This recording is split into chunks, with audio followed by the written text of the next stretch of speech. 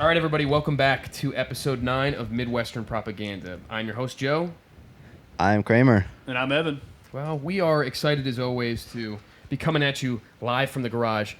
We've got some news items for you, Evan, if you don't mind. Yes, we shall get started here. Goated animations once again. Oh my god. Is that a two-stage? It never gets old. That was a two-stage. That was a It's lead. a two-stage, yeah, All oh right. yeah. That's a two-stage. Breaking news. All right, first up, Hall Robert of Downey Fame Jr. game. Oh. It does actually kind of look like... Actually, It looks like an people Iron said Man versus Captain America Iron Man thing. like a Marvel? Yeah, it looks like a Marvel fucking movie poster. Uh-huh. Yeah, well, no, actually, the Pro Football Hall of Fame game is happening... By the time you guys watch this episode, it'll be probably a couple weeks later, but it's happening tonight. Oh, what right now. what? So this is the start of the preseason for the NFL. I know, I didn't even know this until like an hour ago. I thought we had like 4 weeks till Dude. there's 32 days till the normal season starts. I think so. Yeah. September 5th or something, I think, is when it starts. So yeah, it's over a month. But So we have 4 weeks. Oh, it's 4 weeks of preseason. That's Yep, why 4 it's weeks four. preseason, Okay, yeah. yeah, because you have the one game before the rest of them. That's right. Aren't they only like 2 days into... 3 days We've into only had 2 practice? Lions have only had 2 practices of pads, which I think is every team probably restricted. Yeah, in the I same think thing, so. but- So it's literally seems been, really today was quick to today me. might have been the 3rd day of pads. So these guys are Practice. just dicking around. Yeah, yeah, basically. basically. I mean, look Well, if it's at rookies look at playing, what's happening here. Is that Kenny Pickett? Are you joking? You know what I mean? It's like, I thought that was Luke Grimes. why did the guy... Why is... I don't even know why Kenny Pickett's on the Panthers. It's his preseason. I'm he sure looks like a it's Slytherin. I'm not gonna He's, lie. well, he's not a QB1, so I'm Yeah. like confused. But and then Well, neither is Carson Are Beck. I either of guess. them rookies? Like they got drafted? Carson Beck is. Okay, so he Came had from been, Miami. So I think rookies. What they start a week before the rest of the teams, like 2 weeks before they have like rookie day. So they've probably been doing like solo practicing and getting caught up to speed before the rest of the team had come in. So they've probably been practicing for like 2 weeks now. Well, he'll have an edge over this guy because this guy's been in the league for like 5 years. The guy on the right, Kenny Pickett. The Panthers. Okay. Yeah, he's like infamous because he threw a. You know what I'm talking about?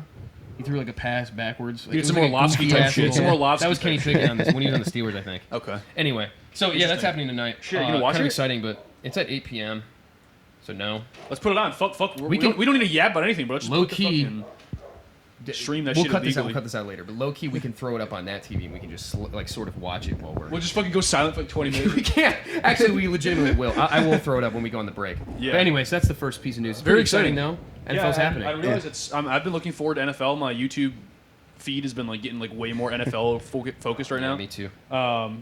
Getting hyped up for the season. I guess I'm very excited. I've been in a drought for a little bit with sports, so I'm excited for football.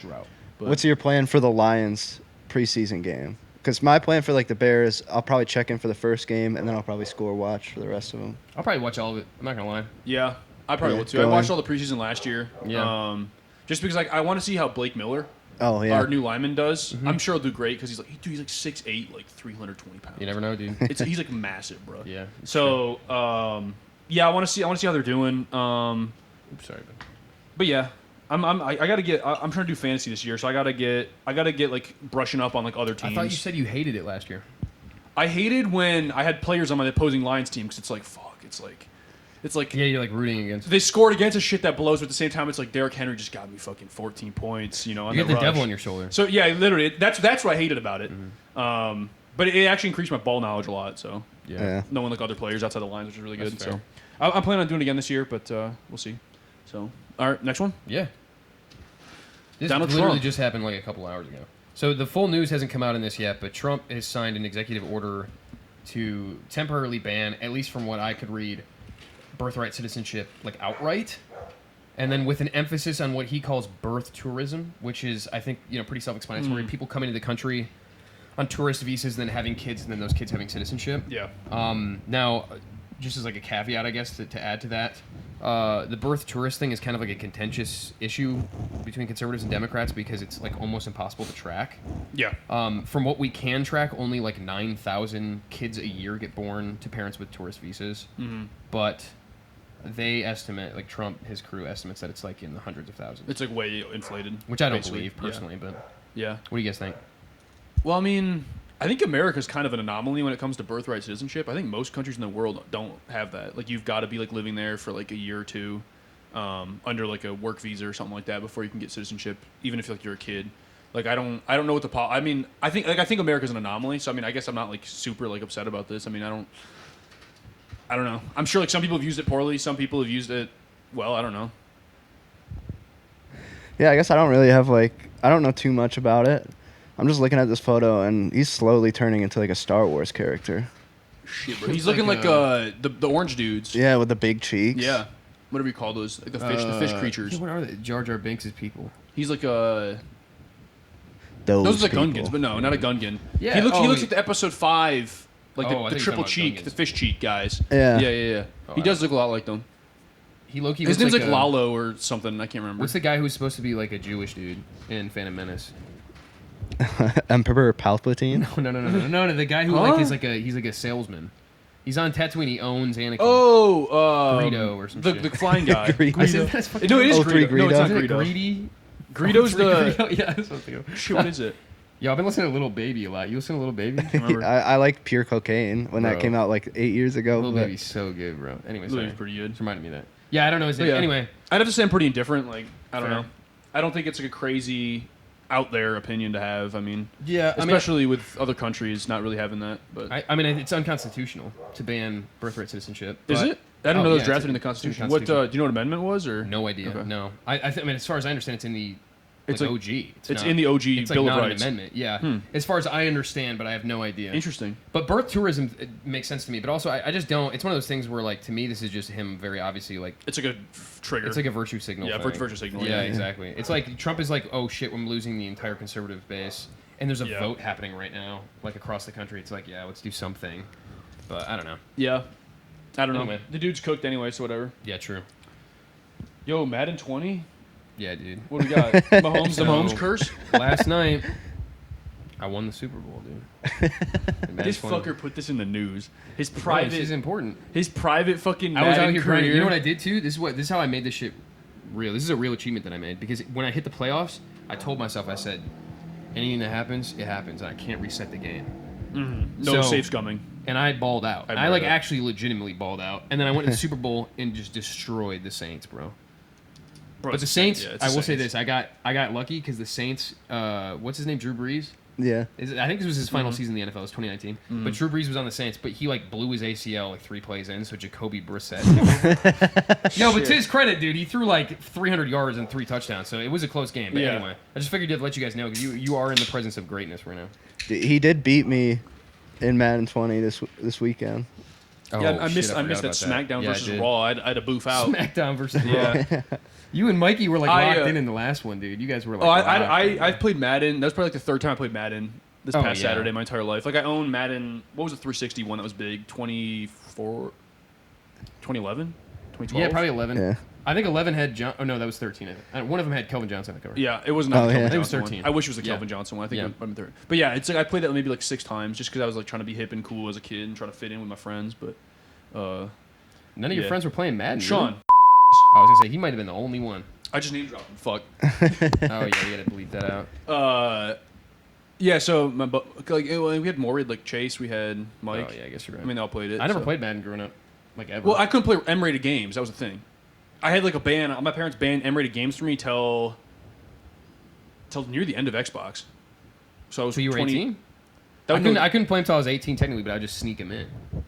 Well, I could play like Black Ops if I turned the gore mode off like early because it had the gore mode built into it. I didn't know that. So Yeah, you, it did. you could turn it off. There was like no blood, no gore. It was like so they made it a graphic- T-rated game. Yeah, it was basically. like graphic violence. You could like turn off like the Yeah. because there was like graphic imagery. It would like remove it. So I'd be like, "Oh, mom, don't worry, I turned it off." And then like the second, sorry, mom, but the second my parents would leave, Yeah. and I'd just turn it back on. I So I was need like the gore. blowing people up with the explosive crossbows in that game, Yeah, yeah, yeah. and like their legs flying off and shit. It was like the coolest thing ever as a kid. It was so cool, dude. It was like It's awesome. still like the best COD game. So, yeah. My dad works with like 20-year-olds, so I think like as soon as COD Black Ops came out, it was just so big that he was like, I gotta play it. They're talking about it at work. That's fucking Yeah. awesome. So he bought You it. had to for- lock in. That's Yeah. so cool. So we played it. Yeah, everyone was really on the Black Ops. Like, it didn't matter like what environment you were in. You just It was, played Black it was a Ops. universal game. It was. It was like Yeah.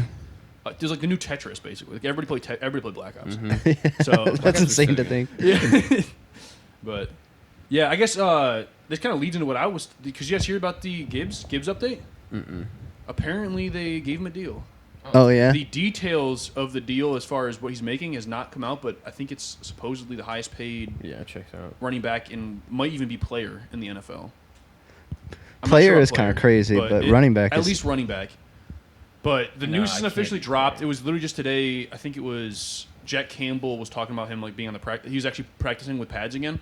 So it sounds like they had come to some sort of agreement. It might not have been like a transactional, like financial payment. It might have been something else, but he might have been paid basically. So we'll see what happens. Me personally, Lions fan, I don't know. It's hard to say because I mean, I'm upset. it's a lot of money to pay Gibbs, and I love Gibbs. I want to keep Gibbs, but our team's like not going to be almost super caliber for at least another year or two when they're getting the line back in shape. That's how I feel You about think it. so? I think it's going to take at least another year of them sort of gelling together before Really? we're like really in Super Bowl contention. At I least. think if we don't win the Super Bowl this year, we're never winning We're not winning a Super Bowl in 20 years. I don't know. Things are looking good. Unless, Again. well, not 20. I mean, years. look, like Frank In the Dan Ragnow, Campbell he era. dipped out. Taylor Decker was injured to all hell. Penny Sewell had like the worst year of his season, or the worst season of his career. Yeah. So like our line shit the bed all at the same time. Like you need at least a year or two to gel your line together before you can really like set up run games properly. So Yeah, but it's a Gibbs. Like I don't think Gibbs is gonna be able to have as much production as he was previous years because our line's got to gel up before he can get to that production. Granted, his pay doesn't start for another 2 years. I think he's got another 2 years of the rookie contract, or whatever it was. Yeah, but sure. like, so yeah, I I don't kind know. of forgot about them. Yeah, Yeah, I mean, I don't know. In my opinion, it's like I think Lions are very close to being in salary hell. We're like 2 years away from being in salary hell. With the talent that we have, it's if we don't close in a year or two, we're screwed. I genuinely don't. I think, and then I think what it'll be is it'll be a slow decline. Dan Campbell will leave. We'll rebuild, and then in 10 years we'll have another viable once team. the money's been paid off to the players, it'll and you take can a while, expand dude. in. Yeah, We can't be not making it to the playoffs with the talent that we have. It's like what happened last year was I think Lions fans don't give it enough credit for how bad it was. It wasn't that was a bad season. That was like, dude, that was the squandering of like you're handed gold and you just shit it down the toilet. You know what I mean? Like it's gold like, were they handed? Their line like shit the bed. Like that's the line that's like is shit. bad, but we have 4 of the best offensive players in the entire league at their respective positions. We Yeah, have which is one of the great best for tight ends in the scoring. league. We have one of the best wide receivers in the league, one of the best running backs in the league, and then one of the best quarterbacks in the league, and we fumbled the bag for 3 years now. Yeah. And it's like we can't be doing that at the level that these players are playing at because they're going to demand money like Gibbs is doing. They're all going to demand money. You think Goff isn't going to? You think he's going to take a pay cut? No. Well, I think Goff's got like we signed him for like 8 fucking years. Dude, it was like an absurd. Like we're taking him to retirement. Like Yeah. we've got him Oh, paid yeah. till retirement. He at is this getting point. kind of old, actually. So, I mean, I don't know about our offense is goated, but at the same time, it's like there's always a saying of like to be a playoff team, you have to have a good defense, and our defense was just atrocious. Our defense is still not looking great, though. It's not. But I will We say actually have the fact that massive hole. I'd Terrion's say we actually have a worse defense now than we did last year. well, Kirby coming back, Branch might be actually playing week 1, which will be cool. Maybe. Because they only played 6 games, both of them I think last season, before they were injured. Yeah. And Laporta got injured too, so it's like I mean, I think Terrion actually he had what's the rookie contract? 5 years, 4 years? I thought it was 2. Maybe it depends on what type of rookie contract you sign on for. I Yeah, don't know. maybe, yeah. But I mean, Terrion was probably gonna be expecting money in a year or two here that we don't have to pay him now. Anzalone was getting good money because he was prestigious. He's gone. So I mean, there's some money saved, but I mean, it's still not enough to make up for the money we're paying. Yeah, but Gibbs, what I'm saying is, supposedly. I mean, we're saving money for sure on defense, but the defense is not. We're not going to be good this year. Like objectively, I think we're going to be worse than last year. I don't know. I think our linebacker room is actually looking pretty good. Jack Campbell's a baller. Yeah, that's true. Malcolm Rodriguez. we have a really good rush with Hutchinson, good linebacker with Campbell, and then the secondary is like. I mean, Branch and Kirby are like top of their game. Branch is good, but if he's not. Injured. If he gets Anyway, ejected. we're talking too much about this shit. We'll have plenty of time to talk about this. Let's get That's forward. true. All Let's right. get forward. But yeah, we'll see what happens with the whole Gibbs thing. Alrighty, Take it the week. take it a week. Take it away. This is me. So this stems off of a conversation that we had last week-ish, I think. I've been thinking about this for actually quite a while. You can go to the next slide. But essentially, to kind of break it down, Colored font. yeah, I threw this in here. My take this week is that depression and trauma, specifically, I want to focus more on like trauma and like what people would classify as like dark art, like art that is sad and like really depressing and nihilistic. I really don't think that level of sadness is necessary for the creation of meaningful art, which I think most people would agree. But my main point is that I actually think sometimes the expression of pain and sadness leads to the one-dimensional framing of narratives. And what I mean by that is like the simplification of an emotion that's or a situation that's a lot more complex, because I actually think that pain and sadness are some of the more simple emotions, certainly the more simpler emotions to express personally that I found in music. So in that way, I think it's actually almost easier for an artist to make art like that. But there's a couple of reasons before I let you guys jump into this. There's a couple of reasons that I wanted to highlight why I think people love like depressing and sad art so much. And the first is that, very objectively speaking, trauma and pain are extremely relatable. I think they're sort of like one of the only true universal human experiences is like pain and suffering. And so I think a lot of people in the world base their existence on, or sort of place the value and the meaning in their life in the suffering that they have. And they're kind of addicted to that in a way. The other part of this is that I think pain and trauma are perceived by, like, quote-unquote critics or quote-unquote intellectuals as being deep, as being something that is inherently kind of cool, or, like, scary, or, I guess, like, ballsy, maybe is a better word. Like when somebody releases a song that's really sad, really dark, people immediately are like, oh my god, like the bravery to do that. Which I'm not trying to like say that it's not brave, but in my experience, it's actually a fairly easy emotion to tap into. Whereas I actually think that happiness and like and satisfaction, like those, like the kind of joy is a much harder emotion to express in a meaningful way via art. So I'll get to that in a second, but I really think that is a big part of it. I also think, like, going off of that, the tortured artist, the like archetype of a tortured artist is just so powerful in people's minds. Like when they think of art and they think of expression, it's often the tortured artist is the person who comes up, because it's like this, it's almost like this weird kind of obsession, almost like a parasocial obsession with the idea of somebody just like putting so much into their work and so much in their art that it kills them. And we like love that as a people group. Like we are obsessed with that. There's thousands of examples across every medium. Cobain in music, Van Gogh in art, what's the dude, Heath Ledger, like all the, it's like that is the type of shit where we're like, we gravitate to that so much when it's, because to us it's like if they're that invested in it, that means that the art had to mean something. So it puts this like facade of meaning on it immediately. So I think that's a big portion why.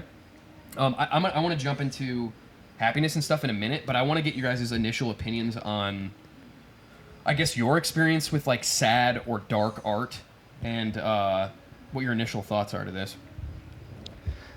Oh yeah, I guess I would start. I completely agree with you. I think it is very easy to lean on pain because of like what you said. It's critically received because it's almost like transactional. You're almost like, I am creating art because I have had painful things, which is not a necessity. You can create art in any way for any reason. I know from personal experience, like when I was a young teenager, very young, and when I was a young teenager, like I specifically gravitated towards art like this, and I realized later on as an adult that I was using art to teach me lessons that I probably should have been learning face to face with my own relationships. I don't know how much that ties into this, but I just thought I would add it because that's something I regret a lot. Do you think it was like or I guess why do you think that was happening? Like why were you relying on that as opposed to? It's easy. Yeah. It's easier to just like using art as like a source of knowledge as well. Like it's just easy to consume and then regurgitate. Yeah. I guess safer too, huh? Especially Yeah. something like this. That makes sense. Takes a lot of less effort to watch a movie than True. go out and talk to someone. Yeah. Which I think that's something kids are gonna run into. But Evan? Yeah, I definitely agree with the first part of this. Depression and trauma are not necessary. Like I absolutely don't think they're necessary at all. I think it is a pathway to making art for sure. I don't think it's necessary at all. I mean, there's so much good art that's purely just out of passion as opposed to, or even obsession as opposed to just depression and trauma. I guess I don't know. It's hard to say with the second. Well, I don't know what to say. It's like one-dimensional. I don't know. It's very hard to say because I mean, you can take your trauma, your depression, your bad experiences in so many different ways. I guess you can like. There's a lot of different ways to frame it, and generally they are sort of down the same pathway. So I mean, I guess that's sort of one-dimensional, but I don't know if I would necessarily agree to that part. I think the reason why though is it's so easy to come on because I mean, I think the reason why, the reason it's so easy for people to like get involved and like be connected to this whole thing is because I mean when you think about it, like pain, like there's trauma and like depression, all that stuff is like the first sign of like becoming an adult. And when you're a teenager, that's the transition from basically. I mean, this is obviously not true for everyone, but how it's supposed to be is you're a kid. You know, the world's given to you, everything's done for you. You're shown how to properly live a life, and you're loved innately in all that you are because you're a child. And then teenagers, that sort of transition where that sort of world fades away. And all of a sudden now the pain is becoming very, very real. The things that you're seeing are very, very real because it personally affects you now. So everyone goes through that phase in their entire life. I mean, if you make it to adulthood, I suppose, but that's really sad. But if everyone makes it to adulthood, they're going through that phase, you know, and that's a core fundamental part of the human being development in everyone's lives.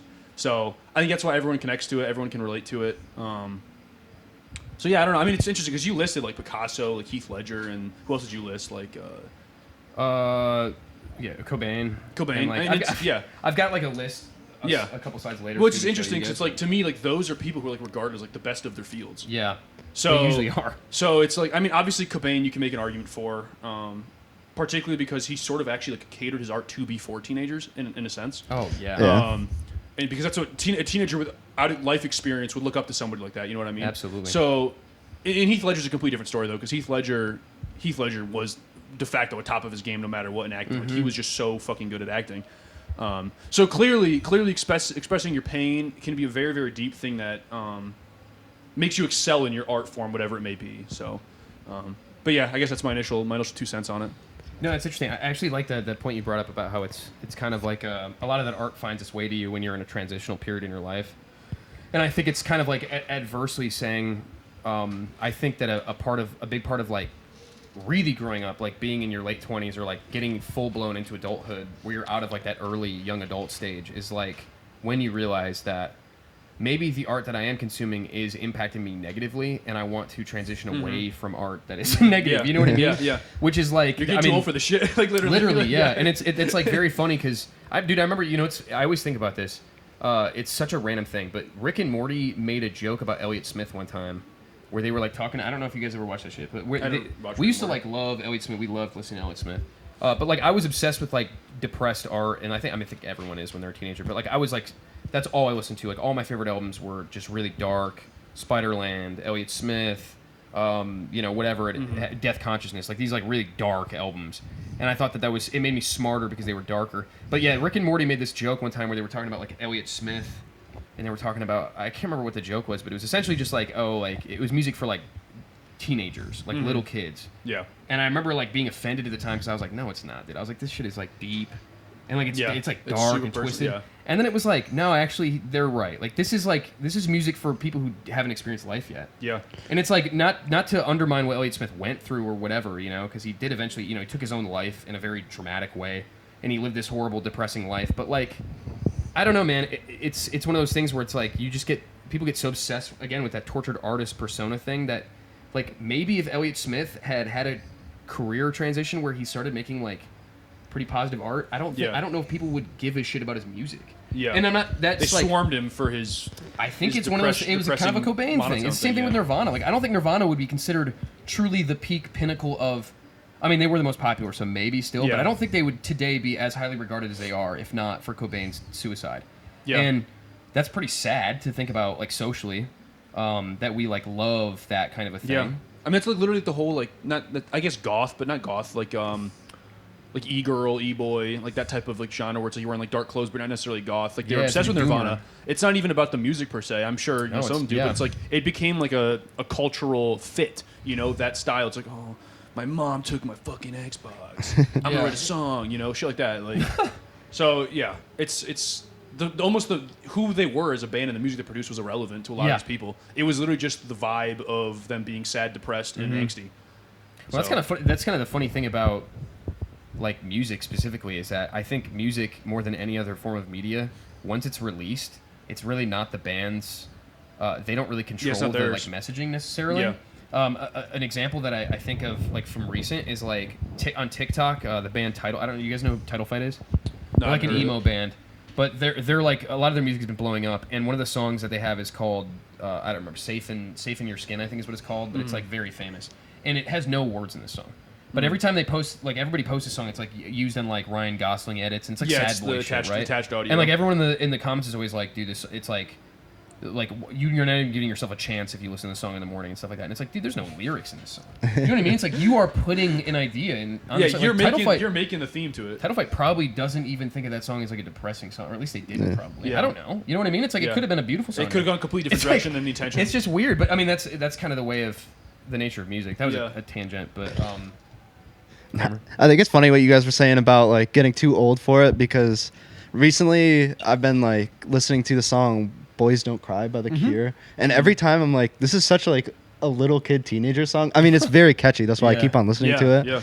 But yeah, I just catch myself like, should I even be listening to this? I feel too old to listen to this. Yeah. You think so? Yeah, well, I go back to it because, like I said, it is a good song. Yeah. Like, you're like not like catchy. Actively consuming it. You're just like enjoying. It's entertainment. Song. It's entertainment for you. It's not like a consumption thing. Yeah. Where it's like I need this. I resonate with this sort of thing. I do think The Cure is kind of like low key a teenager band too. Like, more than people. Again, it's one of those things because The Cure are considered like the pinnacle of their art, like their art genre. And I love The Cure. Don't get me wrong, but like they are definitely like.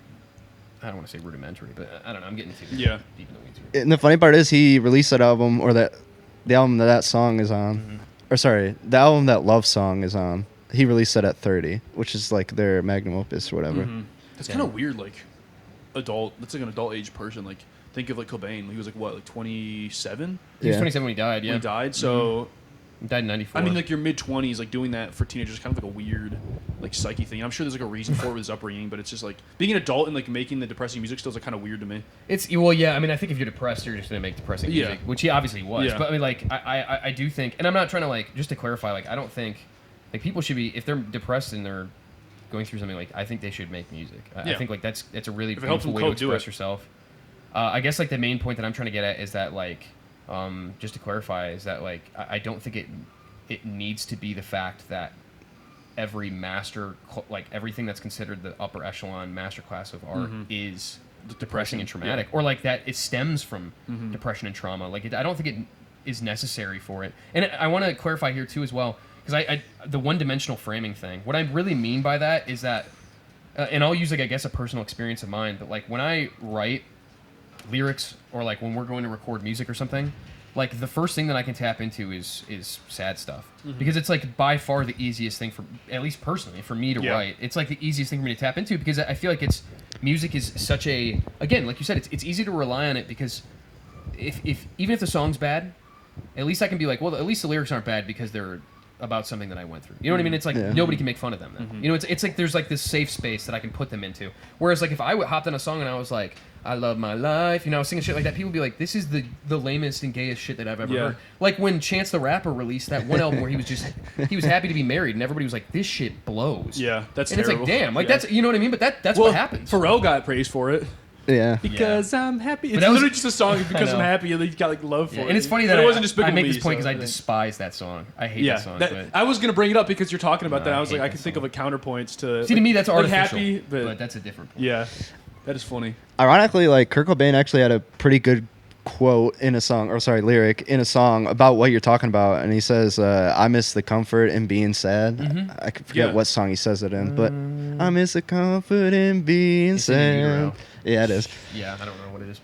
But one thing I wanted to say about One Dimensional, and kind of agreeing with you here, I don't know if it works as well for music because music is like a 3-minute burst of emotion. But one thing that kind of drives me nuts in like these things that people critically acclaim as like working class masterpieces, stuff like that, focusing on poor people, like The Pursuit of Happiness or something like that.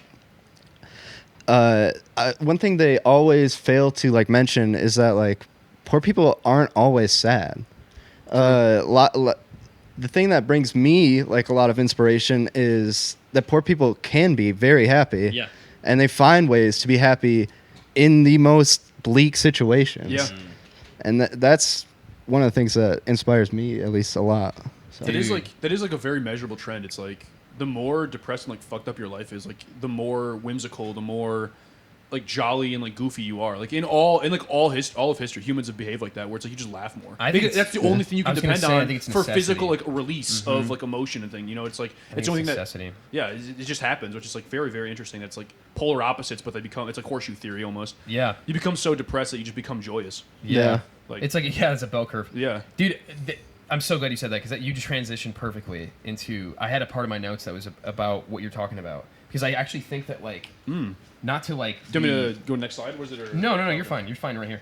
I just like wrote down that like the idea of like. I think vicarious pain is really like vicarious like depression and sadness are why everything's so critically acclaimed because the people who are at the top. Where they're, the taste makers, the taste definers, I guess you could say, the critics, the people who are at the top, these people are like usually raised in a big city. They're from a middle to upper class family.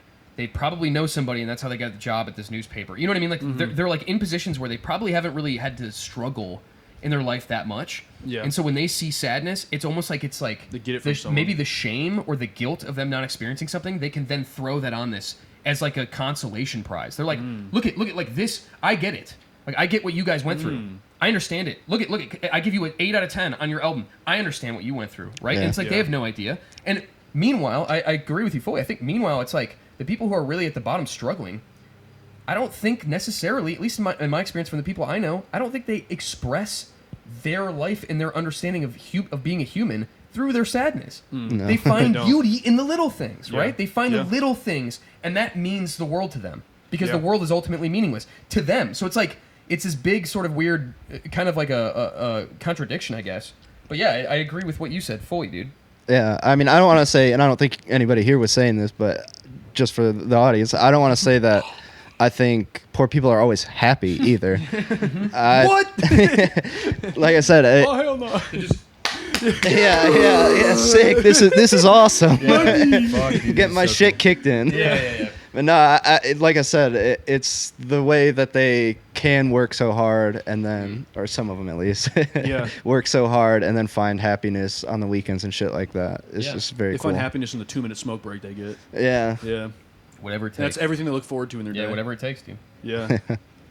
That is true. Yeah, interesting. You can go to the next slide now.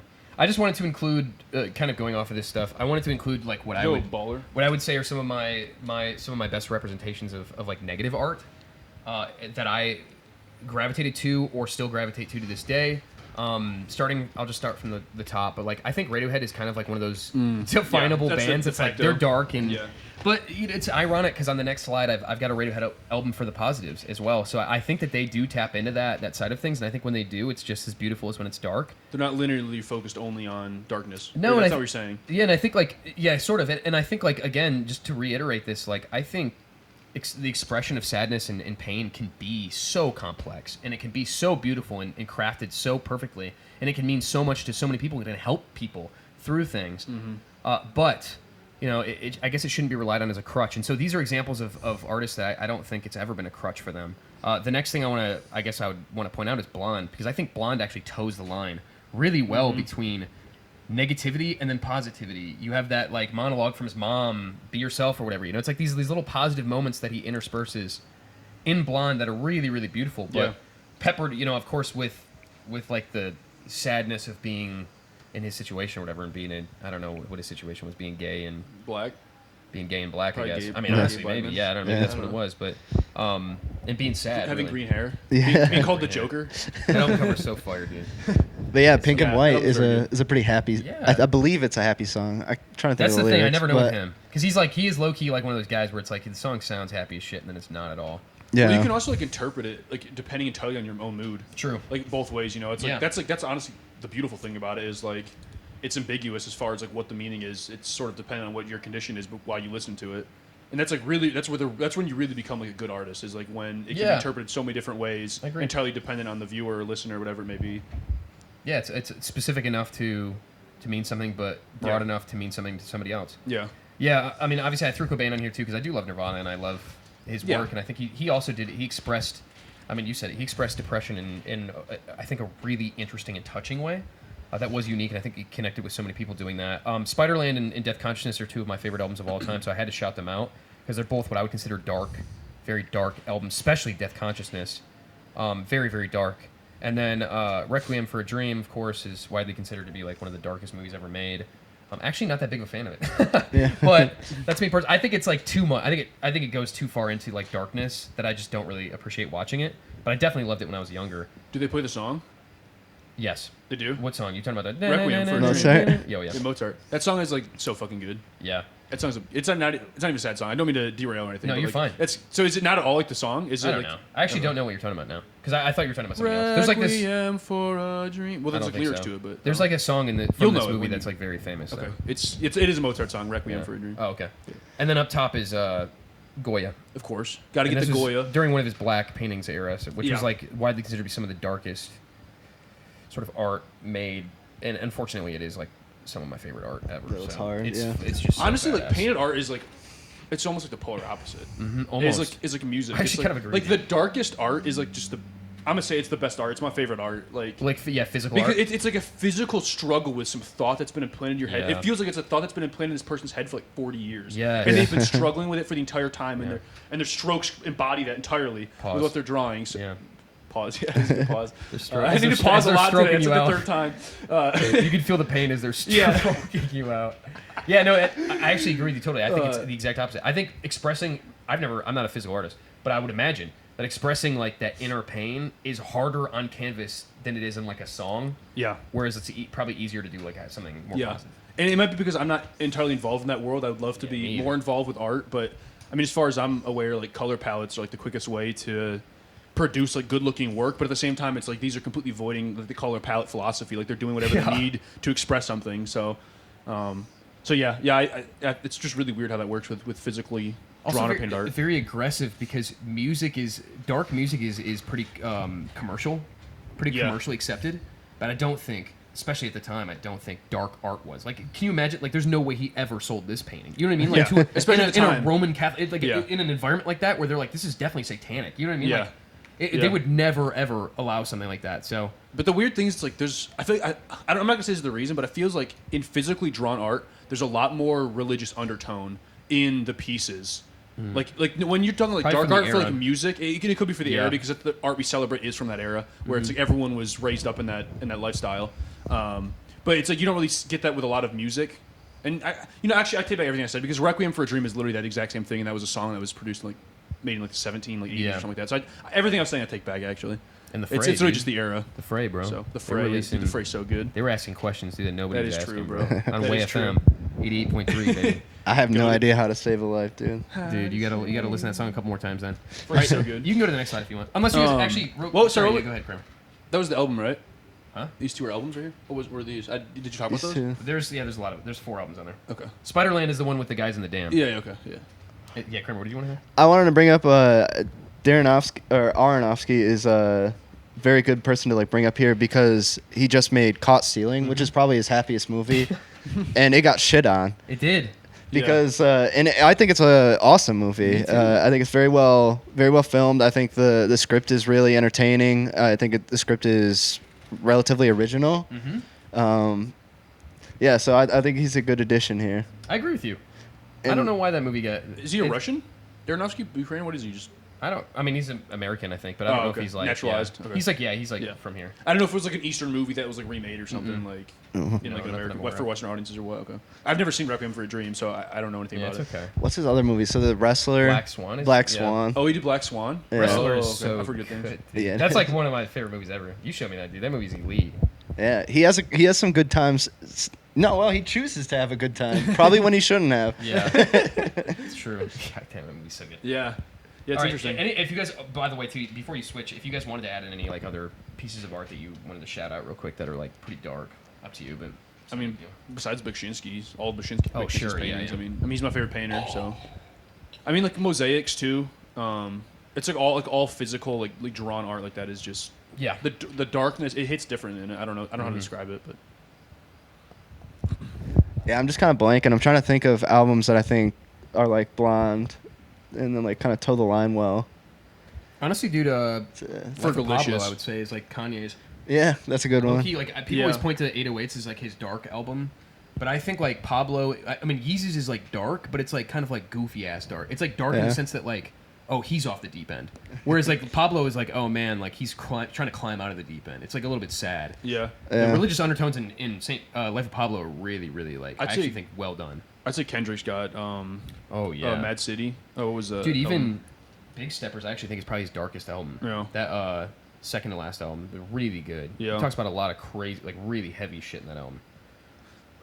It is interesting because it seems like darkness is more so expressed in like the R&B, hip hop, like rap communities. Situational, I think. Yeah. I think. I mean, like, especially into adulthood. I was gonna say if we're being like blunt about it, I think it's because like black people are more just like they've gone through more shit. They've gone through more shit. Yeah. Honestly, like genuinely, I think like you look at somebody like Kendrick and it's like what he grew up in, and then you look at like I don't know, pretty much anyone. You know, it's like these they just go through crazy amounts of shit. So I think it's indicative of that rap in general. Anyway, yeah, you can go to the next slide.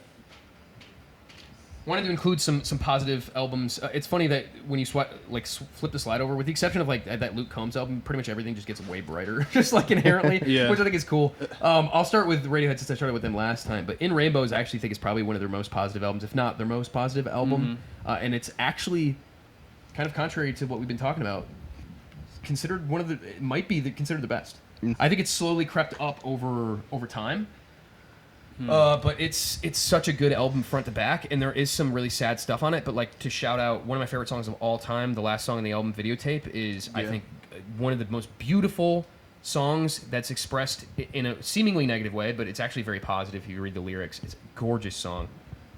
Carly Rae Jepsen is somebody I wanted to shout out because I think she's done it her whole career. She's just never really, as far as like the female pop artist sort of archetype, they usually tap into like breakups and that sort of thing, and she really doesn't that often. Not as often as you would expect from somebody of like her stature. She Call Me Maybe is her biggest song ever, and it's like just a goofy little pop song. You know what I mean? So I think she does a really good job there. A lot of good memories to that song. The Beatles are great at this, actually, in general. I think John, unfortunately, John was totally the opposite. He was like very dark. But Paul was and George, I think, were very, very like positive in the way that they wrote. And so Revolver is kind of like a Paul McCartney album, and I wanted to shout that out. You think Eleanor Rigby's a happy song or no? sad Eleanor song? Rigby is one of the saddest songs ever, which is ironic that it's on this list. But yeah, it really, I think that's like Paul getting into the darkest spot he could get into. Truly, if I was going to be on, I threw Revolver in there because it's probably like my third favorite album of all time, or it's up there, right? Yeah. And if realistically, Beatles albums, I think like positivity, I would say Sgt. Pepper's or Abbey Road are probably the two most positive Beatles albums in my opinion. I don't know. What do you think, Cramer? Yeah, I'd probably say Abbey Road. Yeah. Sgt. Pepper has She's Leaving Home, which is really sad. Oh, that is sad. But it is kind of sweet. But yeah, I mean, she's liberated. What you're kind of talking about here is like a good balance of both. So yeah. Wasn't Strawberry Fields was on Sgt. Pepper, wasn't it? It wasn't on a main no, line. it's on like Magic Mystery. Oh, okay. It's on some BS. Okay. But yeah, they have some like really happy songs. Dude, I think sorry, not to cut you off, but that just pisses me off so much because it could have been on Sgt. Pepper's. Yeah. It could have been even so more. Could have Penny Lane, and Penny it would have been a better album. I was gonna say there are like 2 or 3 songs I would just straight up cut on Sgt. Pepper's, and if they had just thrown those in, it would have been. Yeah. It's already considered. It's like. I mean, it would have been. They wrote probably like more than like almost any other band, like in terms of songs. I mean, you get so much fucking music. I mean, you got to make multiple albums. You know what I mean? Yeah. So many songs that are. Yeah, I honestly think Eleanor Rigby is almost like a melancholic like. It's more. I take it more so as like an observance as opposed to like Father Mackenzie and Eleanor Rigby. Like they don't seem depressed in like how from their point of view. Like they're just doing what they want to do. You know what I mean? It seems more, it's just like sort of like a melancholic observance of like what their lives are. And to him, it seems like it's depressing and sad. Yeah. The singer in it, but it's or maybe to the listener. To the listener, singer. yeah. I mean, I guess it is like. But their lives don't seem that miserable as far as like from their perspective. Yeah. Yeah, it is interesting. I mean, that song's so good. That was the first song I ever heard where I was like, as a kid, I remember just like thinking it was the darkest shit I'd ever heard. Yeah, but it's such a beautiful song. Very good one. Oh my god, it's the harmonies in it are phenomenal. Yeah, it's gorgeous. Luke Combs, some more recent stuff. Luke Combs, Fathers and Sons. Luke, friend of the pod. Yep. Luke Combs, Fathers and Sons is just a beautiful, beautiful album. Jack Johnson, I think, has done this his whole career. He's really been like the embodiment of positivity. Do you guys know Jack Johnson? I'm sure you do. It's like Upside Down. Like him, He's just like that guy. He was older. Yes, like 20, he just like 20, does. Yes, 12, yeah, 13. a little bit older. Somebody else I want to highlight here is Alex G, because I think, especially for Alex G in the genre that he's in, which is like kind of like more bedroom pop indie and like emo, everybody relies on being depressed. Yeah. And I think Alex G does positivity like nobody does. I truly think that he taps into that better than anyone in that genre, and so I want to applaud him because I think he seems like a positive guy in real life, and he just like reflects that in his music. But he makes really interesting, dark appearing music that is actually very positive, and I think that's really cool. Mac DeMarco, kind of a similar thing. And then Stevie Wonder is to me the goat of happiness. Songs in the Key of Life is probably my favorite like positive album. It's like it's one of the best albums of all time, like objective or not objectively, but like as far as consensus goes, one of the best albums of all time. And I would say it's probably, if I was looking at like Rolling Stone's top 10 albums of all time, that's probably the only album that I would genuinely throw on for my kids in any situation, throw on for my family in any situation. I could put that on anywhere, and it's not going to offend anyone, and somebody's going to get enjoyment out of it. It's just that good of an album. Yeah. Thoughts? Yeah, Revolver's also in the Rolling Stone top 10. Yeah. But Yeah. no, I was trying to think of some. I put America, like Ventura Highway. Oh shit, yeah, that's a good album. Like on par with like Stevie Wonder. Yeah. I can't remember what the name of the album is for that. It might just be America. It might be self-titled. Yeah, I'm not sure. I can't remember, but yeah, that album is just like phenomenal. It's just The so 60s happy were and really good joyous. at that. Yeah, It was. Crosby, Stills, It was and before the Nash. psyops hit.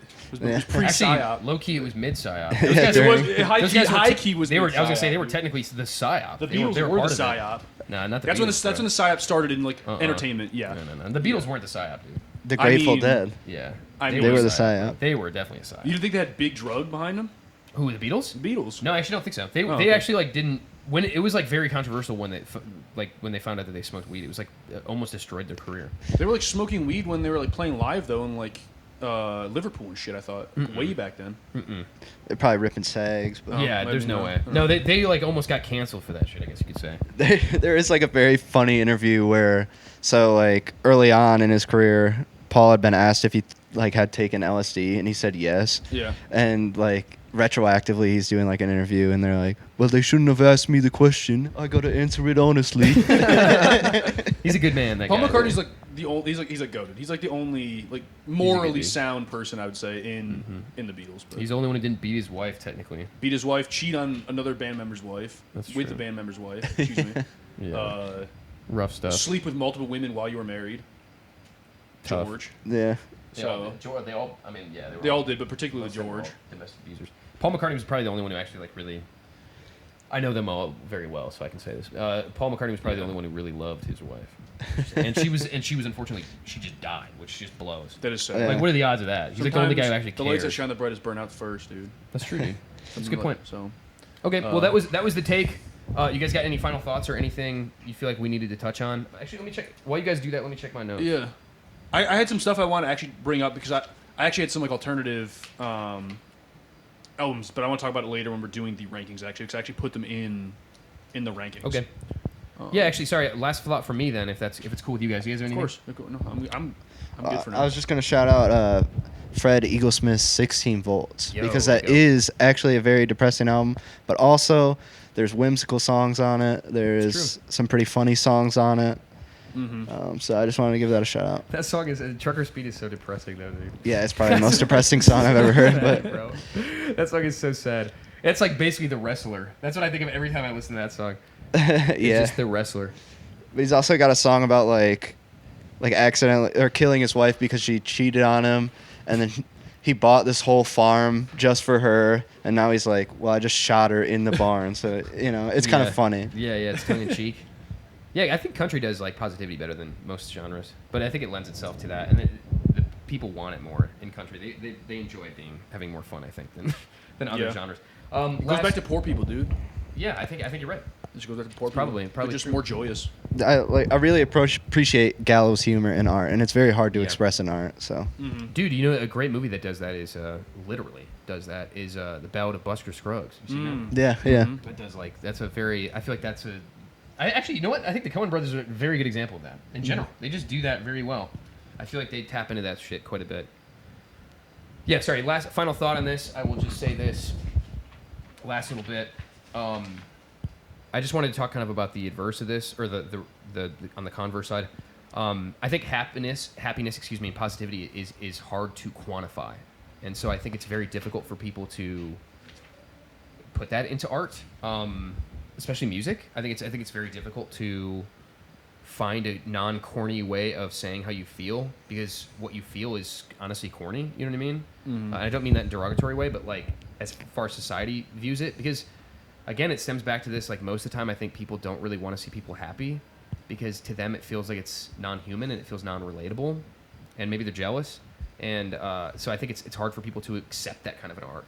So when it's done right, I actually think it's much more impressive than creating a very depressing piece of work, in my opinion. So, do you think it has to do with like societal hierarchies, like the human condition trying to create a societal hierarchy? Like when you see people around you living depressed lives, it sort of makes you feel better because your life's not that depressing, and vice versa. With it's like you see happy people, it makes you sad because their life appears happier than yours. It's like the same thing with like social media, when you've got basically both ends of the spectrums being posted, and neither of them are healthy for you because you're consuming something that isn't really real at that point. So I wonder if it has to do with like some innate human societal hierarchical ranking they're making in their heads, because that's just how we operate. I don't know. yeah.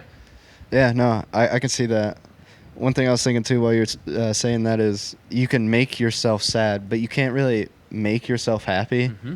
So I think that definitely plays into it. Yeah, it's a lot easier to like dive into, like to turn on an album and be like, okay, cool, I'm gonna be sad for an hour, and then after it's done, I can kind of press pause and step out of that sadness. It's a lot harder to be like, okay, I'm gonna be happy for an hour. Because if you're happy for an hour, it's like, fuck this album. I'm gonna go do something else. You know what I mean? Like I'm gonna go and explore my life. Yeah, I agree. I agree with you too, Evan. I think I don't know if I'm sure it's true. I don't know if I would go as deep as saying it's a social hierarchy necessarily. I just think it's like a human condition. Well, I think it's just like kind of natural for people to like cope. Like it's just like if you buy something really expensive and then you see somebody got it for sale, you're like, oh, well, the quality control wasn't as good. Yeah. That's from the Mexico factory. The quality control wasn't as good. And it's like, we see that with guitars all the time. People are always coping with that shit. They're like, they spent $4,000 on a U.S. made guitar, and the Mexican guitar made $300, 200 feet away. Was it $1,000 less? And it's like, well, it's it's different quality. And it's like, no, actually, there's really not much difference. So I think it's just a coping mechanism. It's like Coors versus Keystone. Yeah, true. They're the same exact beer. It's kind of ironic you were saying that that happiness is isolating as a consumer, and I kind of feel like the inverse as like when I'm making art or whatever, because I feel like happiness is like being tapped in. That's why it's like very hard to explain, because you almost feel like you're a part of where you should be at. Whereas sadness feels very isolating, so it feels like it could necessitate more individualistic art. Definitely. No, I actually think, dude, going off of what you're saying, it actually kind of pisses me off sometimes. I see this online all the time. I'm sure you guys do too, but like the idea, and it's a very selfish idea. I know this because like when I was going through probably the darkest time of my life, I felt this way. I felt like I was the only one going through it, but it wasn't that I necessarily even felt that. It was that I wanted to believe it. Like because it made me feel unique and special, and I think that like that it pisses me off, or it makes me, I guess sad would probably be the way to say it, but it makes me upset when I see people like dive into really dark art and then be like, this touches me in a way that I don't think it can touch other people because I've gone through something, and it's kind of like this weird sort of like selfishness, and it's almost like you're gatekeeping fucking being sad or upset or being traumatized. Yeah. And then it's like, again, I mean, that's what's more isolationist than that? You're putting a gate around you. It's just you. Like at a certain point, it's like, who you keeping out? You built dude? the box. It's like exactly. It's like, who you keeping out? Like you built castle walls around yourself, and it's like nobody wants to get in, bitch. Like you should be getting out. You should be trying to get the fuck out. You know what I mean? It's like, I don't know. So that was actually a big inspiration for me doing this, was that kind of idea as well. Yeah, I completely agree with that.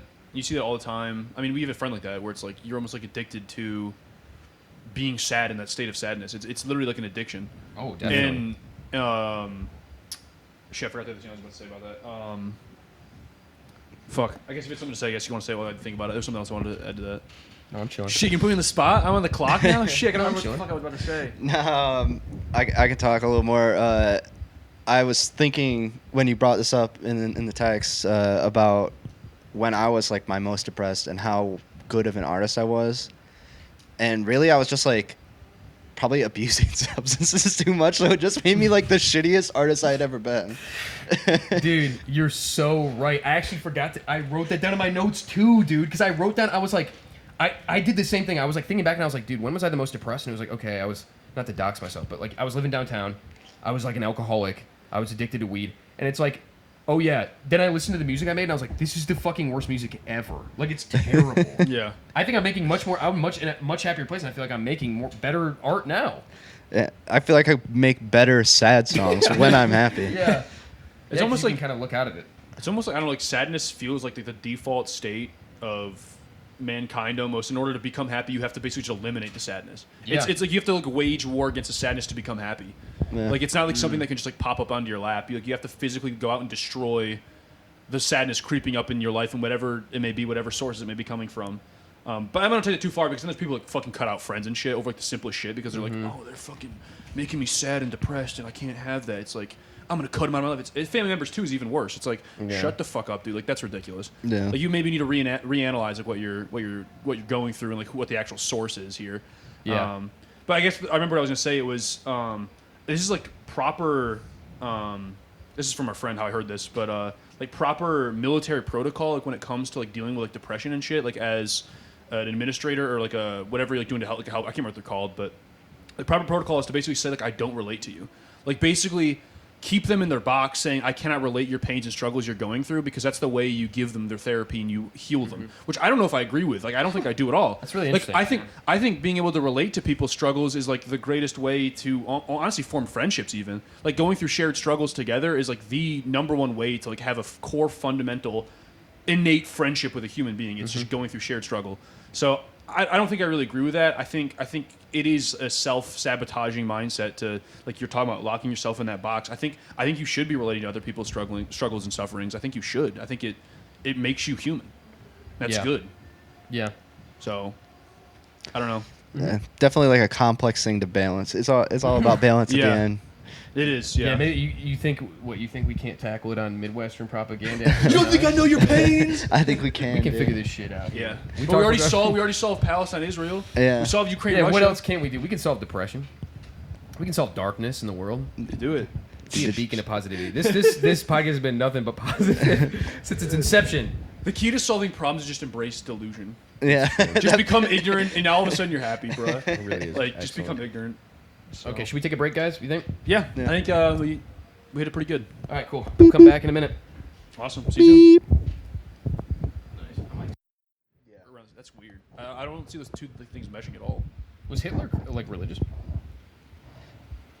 I mean, he probably had like religious undertones. I feel like I've but literally he never wasn't. heard about He wasn't like religious as a person, I don't think. Yeah. But he was like heavily supported by like Protestants in Germany, and he like actively hated Catholicism, like because they were like harbingering, whatever the word is, like people that were like Untermensch, like people that need to be killed.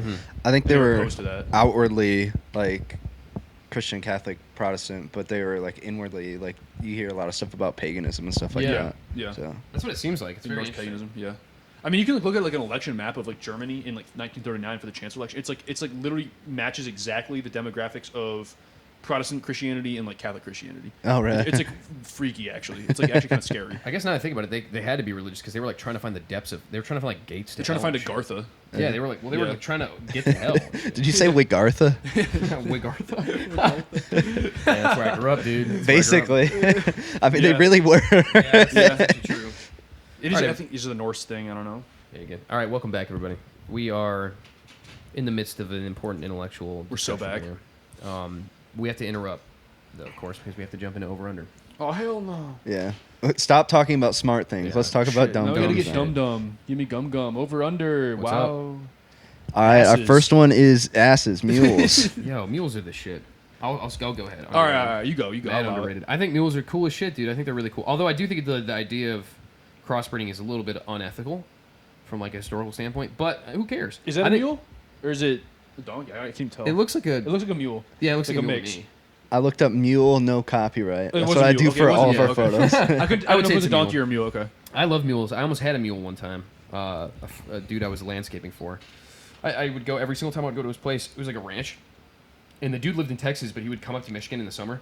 He's like this billionaire, and every time I would go out there, I would talk to this mule for like 10 minutes. I would just go up to the fence and it would come up and talk to me. And then he saw me doing it one day, and he was like, "Do you want to like?" He was like, "That mule loves you," and he was like, "Do you want to take that mule home?" And I was like, "Yeah, I drive a I Honda would if I Civic." could. Yeah, I was like, I like Strap him literally. on the top. I was like, there's no way, and I was like, I live in my parents' house. I was like, there's no way I can have like That a mule sucks. in the backyard.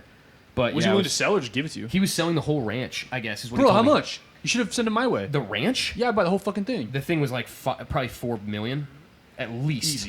Easy. At least $4 million. And this was like 2018. This is back when $4 million meant I was gonna say, something. this was like 2018, Yeah. 2019. This is pre like COVID inflation. But yeah, he was gonna give me a mule. That's That is pretty badass. sick. Regret it. I don't know. Is there any like cooler symbol or story than Jesus riding into, where was it? Bethlehem. Yeah, Bethlehem, on Palm Sunday, and they all throw down. Yeah, that shit's I so- think that's that one of the shit's so good. coolest. Like, I'm not trying to say symbols as it didn't happen, but that's one of the coolest symbols in the Bible. Mm-hmm. Yeah. So I'm gonna say underrated. Yeah, I gotta say underrated too. I mean, I think it's like awesome that it's an animal that maintains the endurance and somewhat level strength of a horse, but the mindset and like passivity of a donkey at the same time. So it's like almost like the perfect drought animal or like work animal. It was a drought. Cause yeah, sorry, what'd you say? That's right. Yes, I mean like the perfect drought animal for like maintaining farms, like plowing. So I mean they're goated for that, and obviously yeah, the story of Jesus riding into Bethlehem with palm branches, hailing him as their king. It's like such a mild like commoner animal. Like it's an animal of the common masses, and he's just riding it. It's not even like a noble steed, and he's praised as a king for it. I think more people could use the mindset of a donkey. Retarded. Yeah, I guess so. If you want to say that, yeah. Donkeys are pretty stupid, but yeah. You mess with a donkey, you get the jackass, dude. That's true, dude. Yeah. Jackass 3. Yeah. Jackass 3D. But mules are like they're smarter and way more passive than like a donkey. Like doesn't even make sense. And Yeah, it mules can't are like cool. and it can't like breed, so you don't have like any like rogue issues going on with like your animals like throwing up a fix. It's breeding Yeah, them season. banging and shit. Yeah, and they're trying to plow, and like all of a sudden your fences are broken. Do they want to breed? They can't. You can't. Mules can't reproduce. Yeah, I know, but I do don't they think like want to? Oh, like horses? I don't know if they do have a sex drive. I don't know. Oh, so they're like the tortured Like artists. they're mounting random Like shit. eunuchs, I actually yeah. don't know. Actually, it's a good question. They're like the court eunuchs of the farm, dude. Yeah. Yeah, they're just a workhorse. They get shit done. That's pretty cool. Yeah, I guess unanimous underrated. I respect that. All right. No, what? This is supposed to be. Clash of Clans? Nah, bro, this has got to be like a fucking Final Fantasy character, bro. This is supposed to be giants, but the way that I edit, like every photo or crop every photo, it just looks like a little It like stretched the midget. shit out of him, bro. What's that movie like Action Soldiers or something like Yes, that? yeah. Toy Soldiers, yeah. Toy yeah. Soldiers, yeah. He looks like a fucking Ark Survival Evolved character. He does. He looks insane. God, That's crazy. bro. It's so funny when they always show cavemen and they show them like dummy jacked, and it's like they were like they didn't have steroids back then, bro. Like they couldn't have done. They could not have been this fucking jacked unless they were like still like 90% ape. They had higher T levels, so I mean, like Did they? How would we know? with giants. I'm just saying, I just giants. jack We people. don't even know giants are real. I'm just saying, like people could just like naturally be jacked like that. Like it wasn't. How do we know that?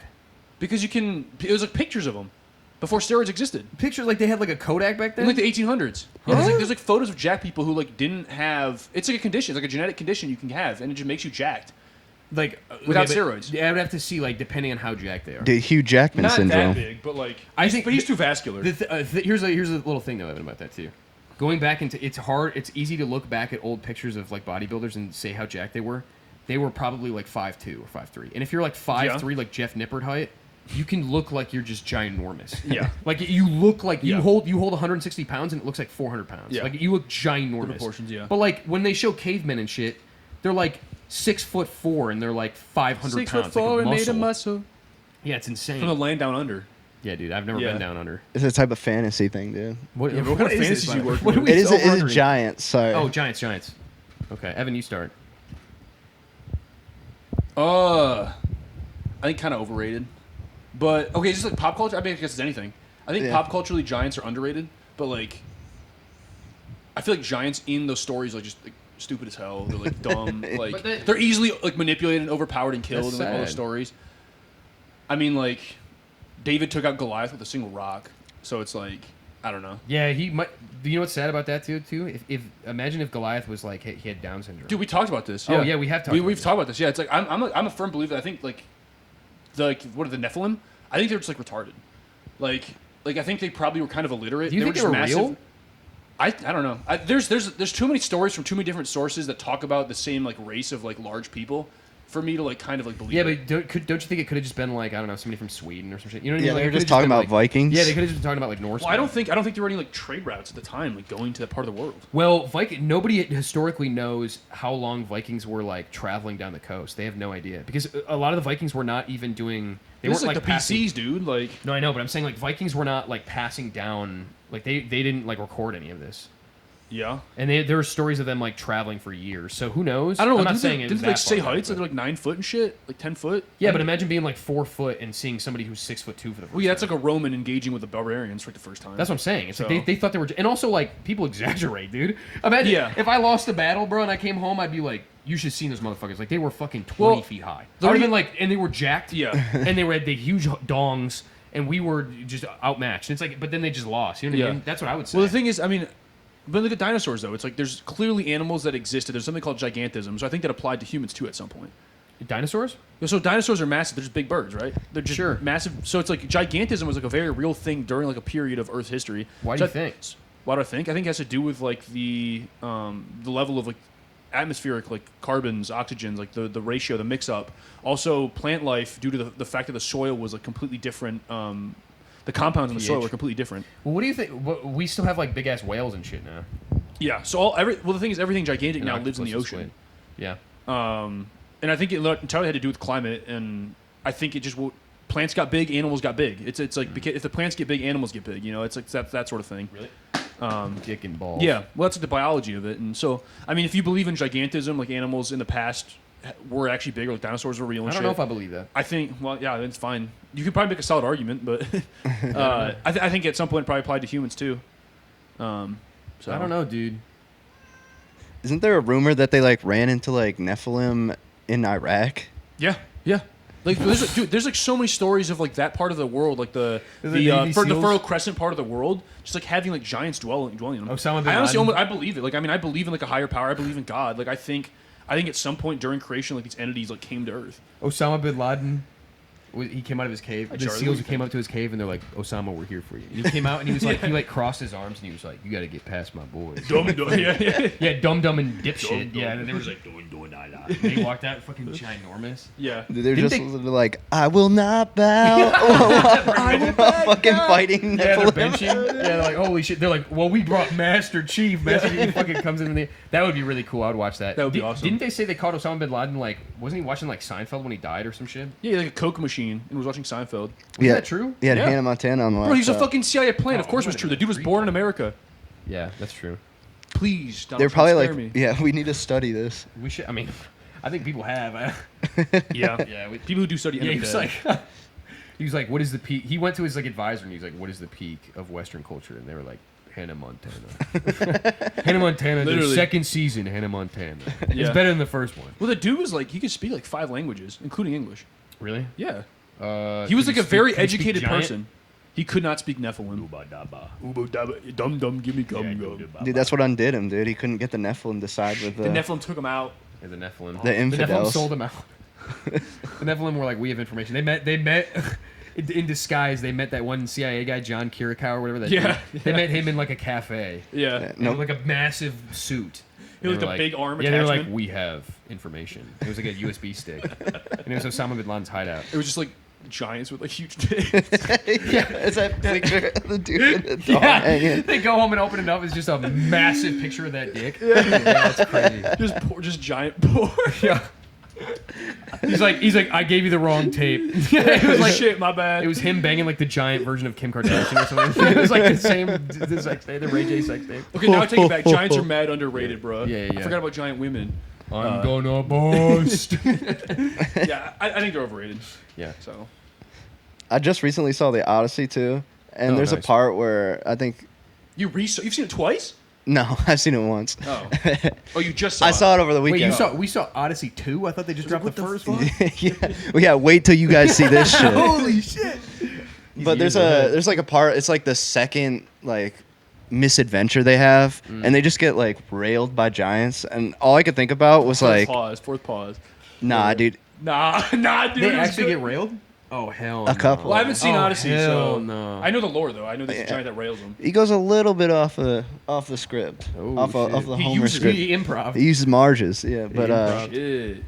no, there's a part where they just get like smoked by giants, which is funny because there's a Cyclops and he's like 10 times taller. But anyways, they get smoked by giants, and all I could think in the back of my head was, this is just a story about them running into Vikings, Yeah. like Yeah. getting smoked. That's Yeah. probably, it's probably true. Yeah. Yeah. It's interesting because it's almost like He hates Vikings, though. That's why his Vikings are right. returning. I think You Viking hate- paganism is kind of retarded I think it's cool. mostly because the people who represent them are just kind of retarded. Well, now. Well, now, now. Oh, Now. yeah, I'm yeah. talking today in today's day and age. Okay, yeah. They call themselves Visigoths, That shit is and really bad. they call their first name Thor. Yeah, but you can't blame Vikings It's for like, that. I know I can't, but yeah. I mean, just the lore of it is very, very cool. But it all comes from Indo-European pagan lore. It's like all the same. Like all the pagan gods, or excuse me, the Viking gods and like the Greek gods, they all come from the same source. The Indo-European Scythian pagan religion, basically. They came from Yeah. Babylon, dude.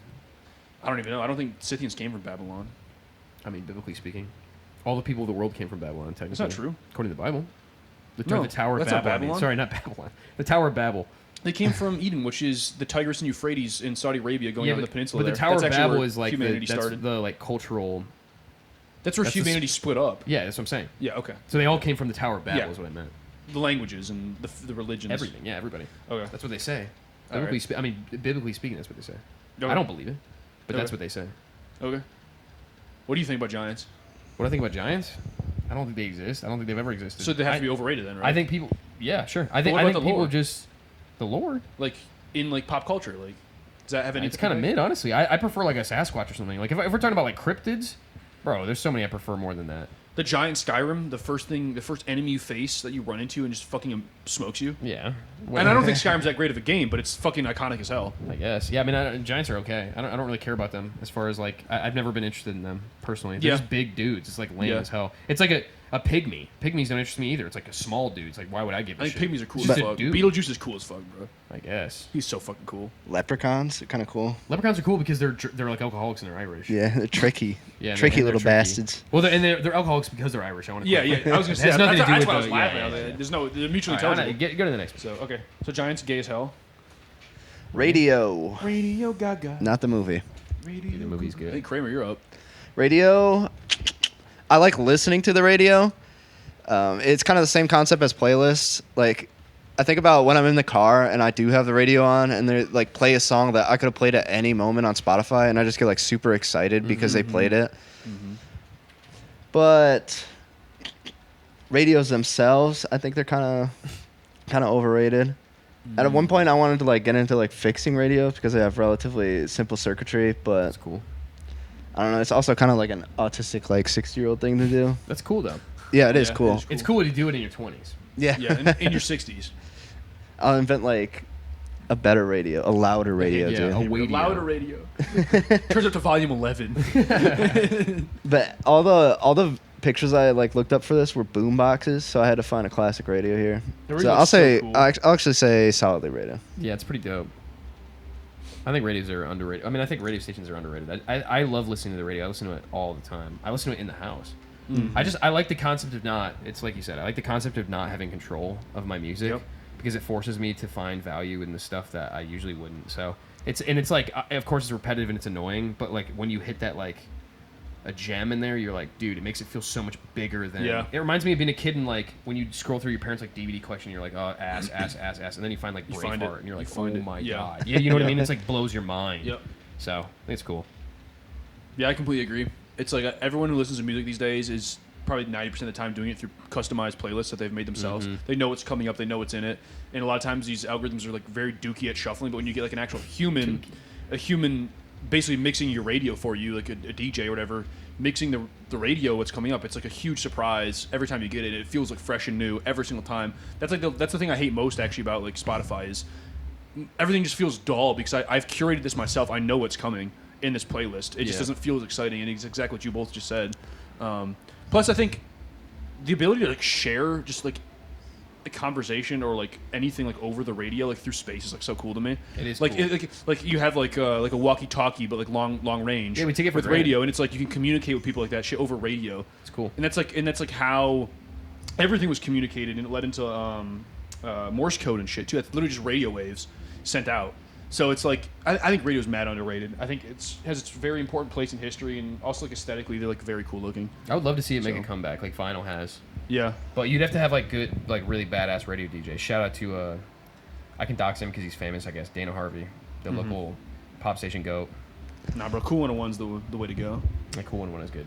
I also like the cool, like they give you local updates. Yeah, it's cool. Yeah, they Yeah. do, yeah. Yeah, like when I'm like fucking like I reload bullets and shit. Like when I'm reloading, bro, I put Cool 101 on, like these oldies, bro. Yeah. That shit is like an unbelievable high. Feels homogenous too. It It's does. like it's like one of the last It's fair things fitting. in society that feels homogenous, where it's like I know some other people are listening to this, and it's cool that like we're all connected in a weird way. Yeah, yeah. And like a caller comes in, and it's like that caller's fucking hilarious. They're like telling a story about some BS that they're like, is that doxing if I say Delilah on 105.7? No. I mean, like, I think she's like. I don't know how big. I don't know She's how. Is she national. now? Okay. Yeah. So like Delilah, you get the Delilah callers coming in. It's just like so Yeah. fucking awesome, dude. Yeah, and sometimes they share like positive stories and shit. Yeah. Yeah, it's cute. But All right, yeah. On to the next. What we got? Snakes. Viper. Oh, just snakes. Evan, I think you're up. I actually really fuck with snakes. Me too. I love snakes so much. I feel bad for people who have a fear of snakes because there's nothing in this entire planet that feels or looks like a snake.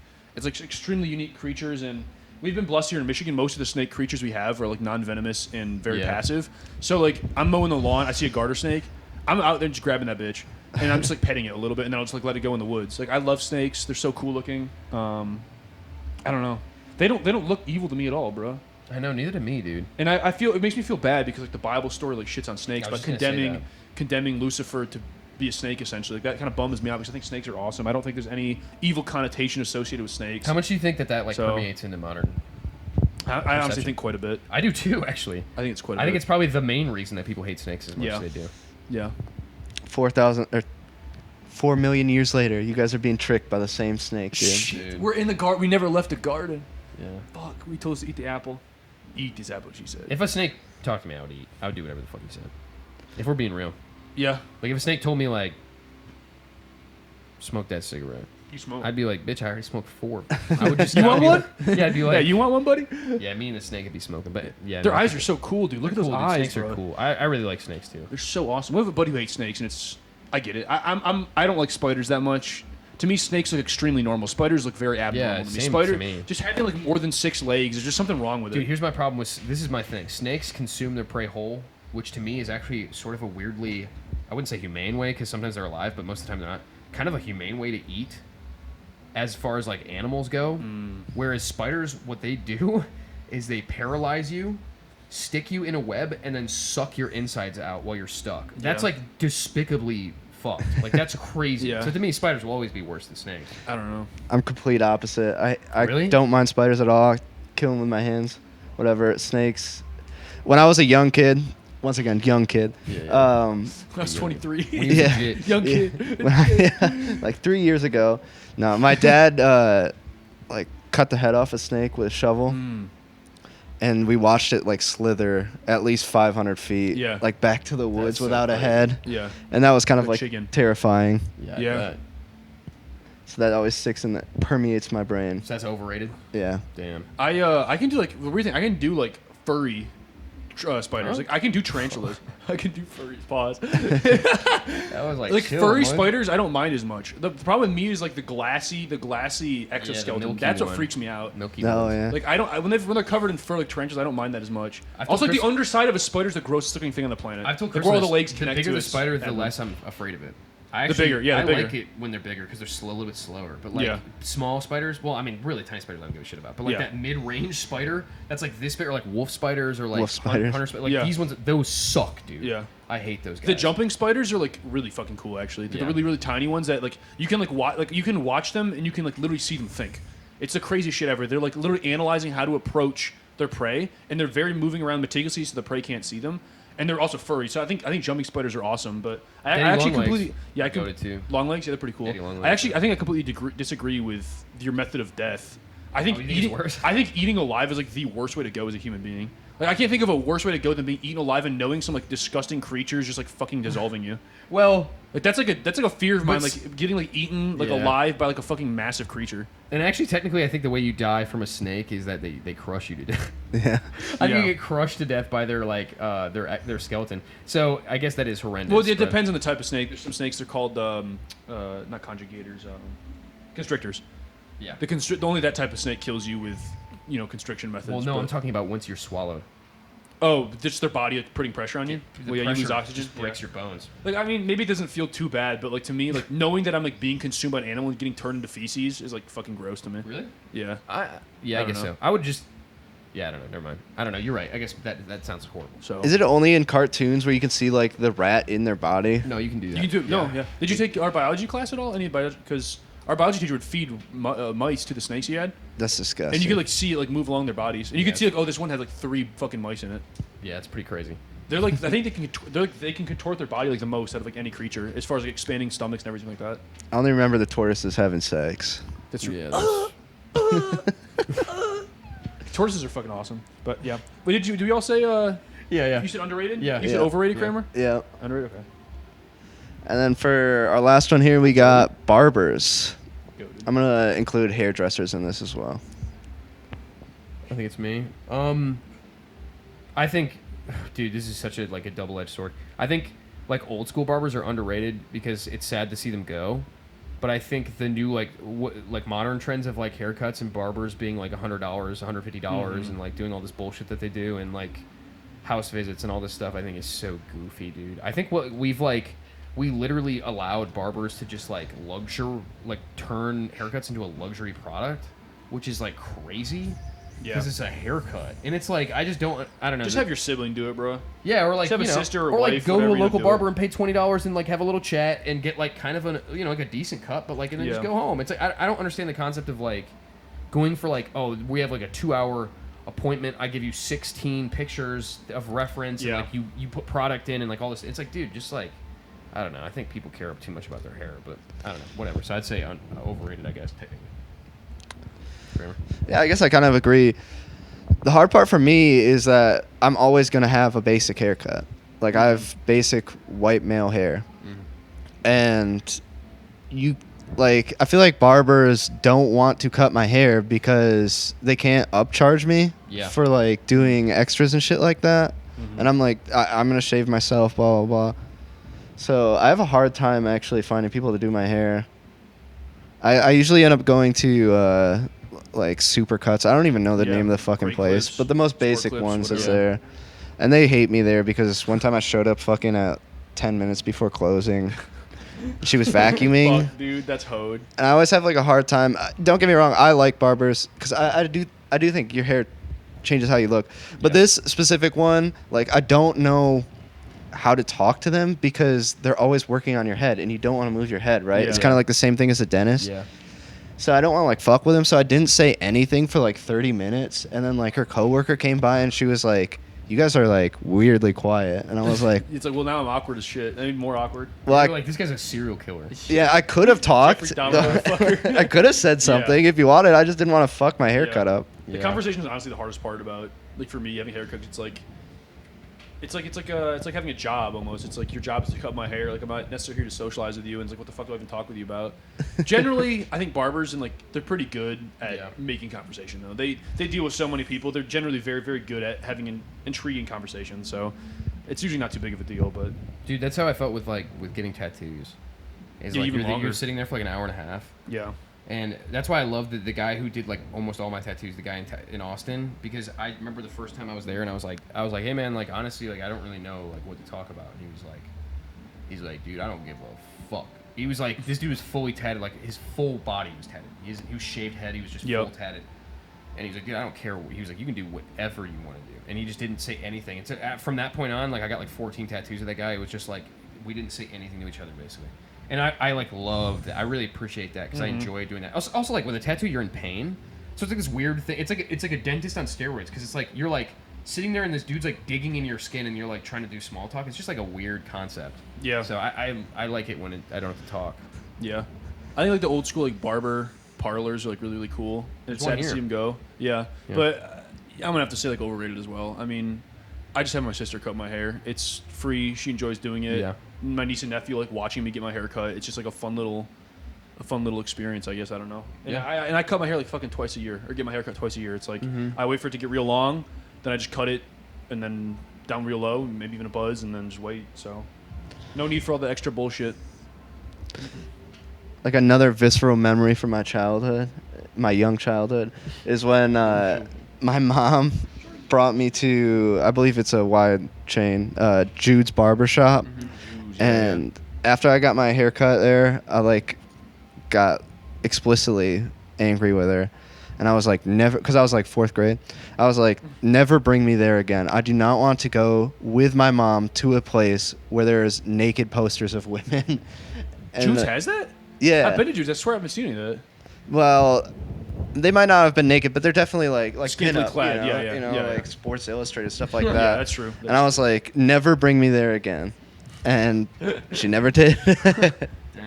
I used to actually go to Jude's. I actually did like that place. Is Jude's like what is it, like a Hooters but barbershop or something? No, Or it's what just do a you mean? fucking. It's just themed with like kind of like a grungy, like musical.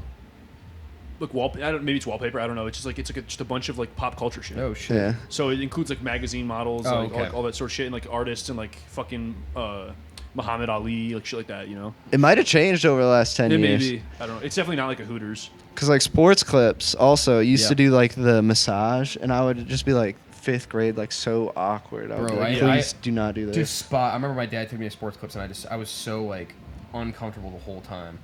And and especially when you're a kid, because the girls will like low key flirt with you and like because they think it's funny or whatever. Yeah. Yeah. That shit pissed me off. I was like, dude, this shit is making me fucking feel gay. Like I was like, Yeah. it like does the opposite. I was like, dude, this shit is so weird. Like it just made me feel. It was like because I know that even in like I'm not a dumbass. When I was 8 years old, I knew that these chicks weren't interested in me. It was like it was like a pandering Did thing. you And I was though? like, I felt like a little baby. Yeah. Yeah, dude, I knew that shit. Oh, I so never you got fell for husky that shit. pants. What else is husky? Exactly. I was fat and that's foul. Dude, at that age, I didn't even know what to do with a woman if she was interested in me. Yeah. So, like, Just tell your mom, bro. Yeah. Like, Mom. That'd have been like, yeah. I'm not gonna go- Mommy, I'm yeah, scared. literally, I don't know, man. I always hated that shit. That's why I mean, like, people go to Hooters. But and the weird shit. thing Take also, their kids though, to like, Hooters.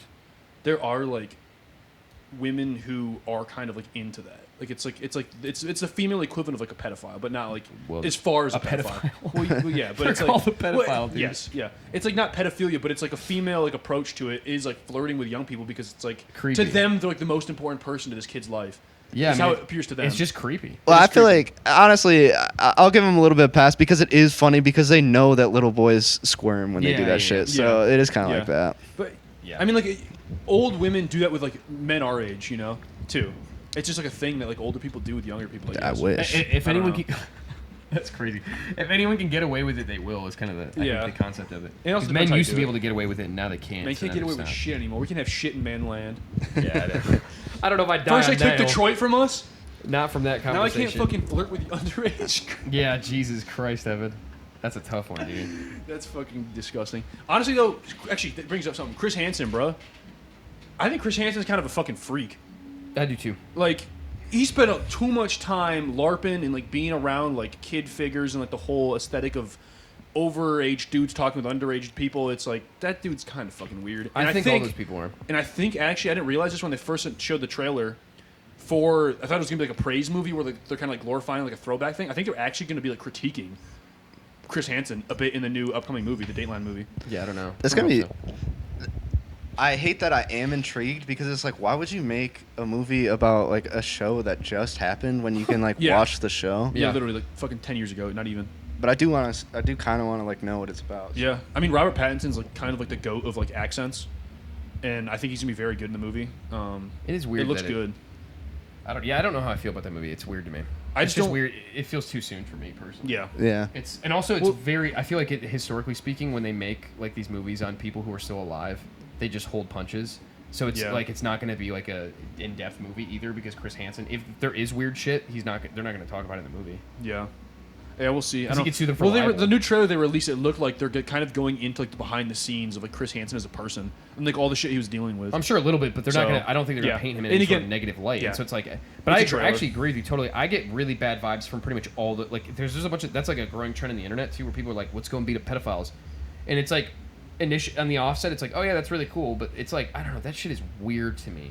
Yeah. The concept of like, I don't know. I always think that that's like almost like a coping mechanism where people are like trying to hide. It's like, how can I look so non-pedophilic? And it's like, the only time you ever want to look non-pedophilic is when you're doing something subject, in my opinion. So it's like that shit kind of greases me out. I feel like those guys are bad Yeah. vibes. I mean, at the very best, it's just like channeling violence in a good way, which I mean, it's not like boxing good way, you know what I'm saying? But Yeah. I think at the end you're just like channeling hatred through a way. You know. Yeah, you're right. At the end of the day, it's just hate is hate. Yeah, I will say it was entertaining as shit. Like, I'm not gonna lie, there were a lot of memes Oh, with like yeah, fucking dude. Joey Salads, bro. There's a lot And of like good shit. Dennis CTV, Cock TV. To me, Catfish So- was like more interesting. Catfishing? Yeah, Catfish was funny because there's like that very famous Catfish where the guy just like turned the whole thing up on its head. You know what I'm talking about? Yeah, I That guess guy I is so am funny, gay. Bro. Yeah, he's like, I guess I am gay. That shit is so funny. Yeah. Anyway. Yeah. All right, Yeah. next. Is it the last one? Yeah. Yeah. Okay. Excellent. Yeah. let's- Alrighty. Well, I guess we've got. We can jump into our weekly I would, rankings yeah, I would say here. let's jump into this. So we're gonna be doing some 2010s pop albums rankings. This is not a photo I made, so please don't sue me. That's goated. It pulled it up the exact same zoom we need. Let's go. Yeah, so just so we're clear too, this was a list created from contribution from all three of us, but we were trying to pick the most like, I guess like indicative of the 2010s pop albums. I guess. Yeah. first, So right. yeah. So there's a bit of mix here because obviously we all talked about this, like the early 2010s and even the prior 2010s. There's that sort of was the 2010 vibe or culture, and later 2010s were a little bit different, like more R&B focused. So there's definitely a mix here of the both of them, but every album here is from the 2010 to 2019. So yeah, I guess should we get started? Yeah, well, hold on. You wanna go left to right, or Just as a ground rule too, I want to clarify here. These ratings are going to be based on their relation to the other albums in this list. Yep. So not as Yep. far as like what in the pantheon of music. So like, Yeah. I think it would be important for us to start with a baseline. So we can. I don't know if we should jump around. you want to start but in the middle? You're saying? Well, I think we should start with like a baseline, like an F, a clear Oh. F, and then like a clear A, so that clear we can kind of F. get like an idea. Or you know what I mean? Shit, In bro. comparison to this list, so we have like so that way we have a reference point. Because otherwise, it's going to get really difficult. And are for we us to basing rank this on these. just enjoyment, or like how close it is to the vibe of what a 2010? Oh, enjoyment. I would say Okay, enjoyment. Personal good, enjoyment. Yeah. okay. Yeah. Well, What do you think, Cramer? we could do that, or we could do the opposite because I would put that kind of like in the middle. I think it's What, easier for me to select 1989? S tiers. Do you think it's like a mid, just Yeah. like middle of the ground, like the baseline of like what it should be? Yeah. Okay. Would you agree? Okay. 1989? I got to think about it for a So in minute. 1989. yeah. I think 19. The problem is, it's my favorite Taylor Swift album. Yeah. And I do actually like I don't really like Taylor Swift at all now, but I appreciate her as an artist, and it is my favorite album of hers. I actually really like that album. But I like a lot of these. I know, me albums. too. The Yeah. thing is, so many of these albums are just straight S tier. You're right. Actually, I think Taylor Swift should be C. I think you're right. I think that's just like a good middle of the road. It's like the baseline of what a great pop album is. It's not like the greatest of all time, but it's there. I can get behind that. Yeah, I mean, there's definitely albums here that I think are much better. I guess. Yeah, I think you're right. Um, Okay, let's put it in C for now. We yeah, might I'm have to happy adjust to this see. at The thing some is, I'm literally just trying to look and see what is worse than that, and I'm having a blank. I'm not gonna lie. I love that album. I'm biased, I guess. I love that album. I'm having a big. Actually, no, I see one here, but that's just me personally. Okay.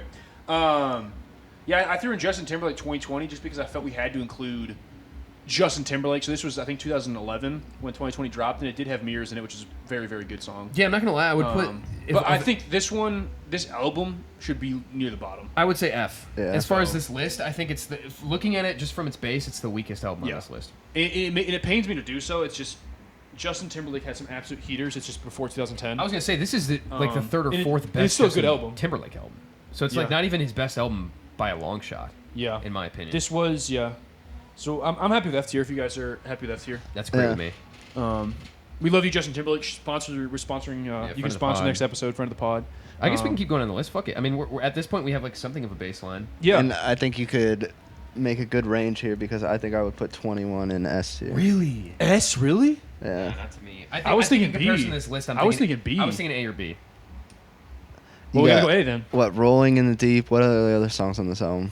Chasing Payment, I think, is on that album. I think. That album. I mean, don't get me wrong. It's unbelievable. Like it's an incredible phenomenal. album. I see 4 albums here straight away that are easy S tiers. Yeah, I And don't know they're if it's all- easy, I think but they're all better. I've got albums that I than personally Adele. like a lot more than that. That's fair. That's That fair. is such a That good is album. true. I think A tier. I'll accept A tier. That's I'll split. accept A. I think B A versus is A. good. You say A. I think A. That's what was my initial instinct was A. I just saw that Very good video album. of like some like Asian country and they're all just singing like Rolling in the Deep. They don't know English. Yeah. Oh, Oh, dude, I so have seen that good. shit. That's awesome. Yeah. Yeah. I think it was hilarious. All right, The Weeknd. Weekend. This was Beauty Behind the Va- Madness. I think is the name Yes. of this Yes. album. That's it. Yep. Honestly, I would put this in D. Personally, what do you think, Kramer? Is this the one that has what is that song? It's Can't Feel Tell My them all about it. Yeah, I think so. Tell This- them what you know. I this is like- fucking that love song that is so song. See, when I Fuck, think that of song this, is I think good. this is like Look at almost the like track pre like shit, I Weekend can't. Goat. Like this is like just before he like got on his shit. I don't know. That's in my opinion. Yeah, I think a lot of people love the old Weekend. I actually don't. I prefer New Weekend. So I don't have too strong opinions about this one. I haven't listened to this album in its entirety. what's the? Do you have your phone? Can you pull up the track listing for this? Yeah. I got you. What you know. It was Yeah, some- that what song was it? is- Something Madness? What was It's it? Beauty Behind the Madness. I think Beauty is the name Behind of the it. This Madness, has like that's right. Can't Feel My Face. I think Hills is in this album. Okay. Actually, Which I'm is just going, awesome. I'm gonna go on Spotify. Hills is such a good song. It's Dude. easier. That song is crazy. I'm with you. All right. Beauty That song's good, too. Behind the Madness. Yeah, let's take a look. Weekend album.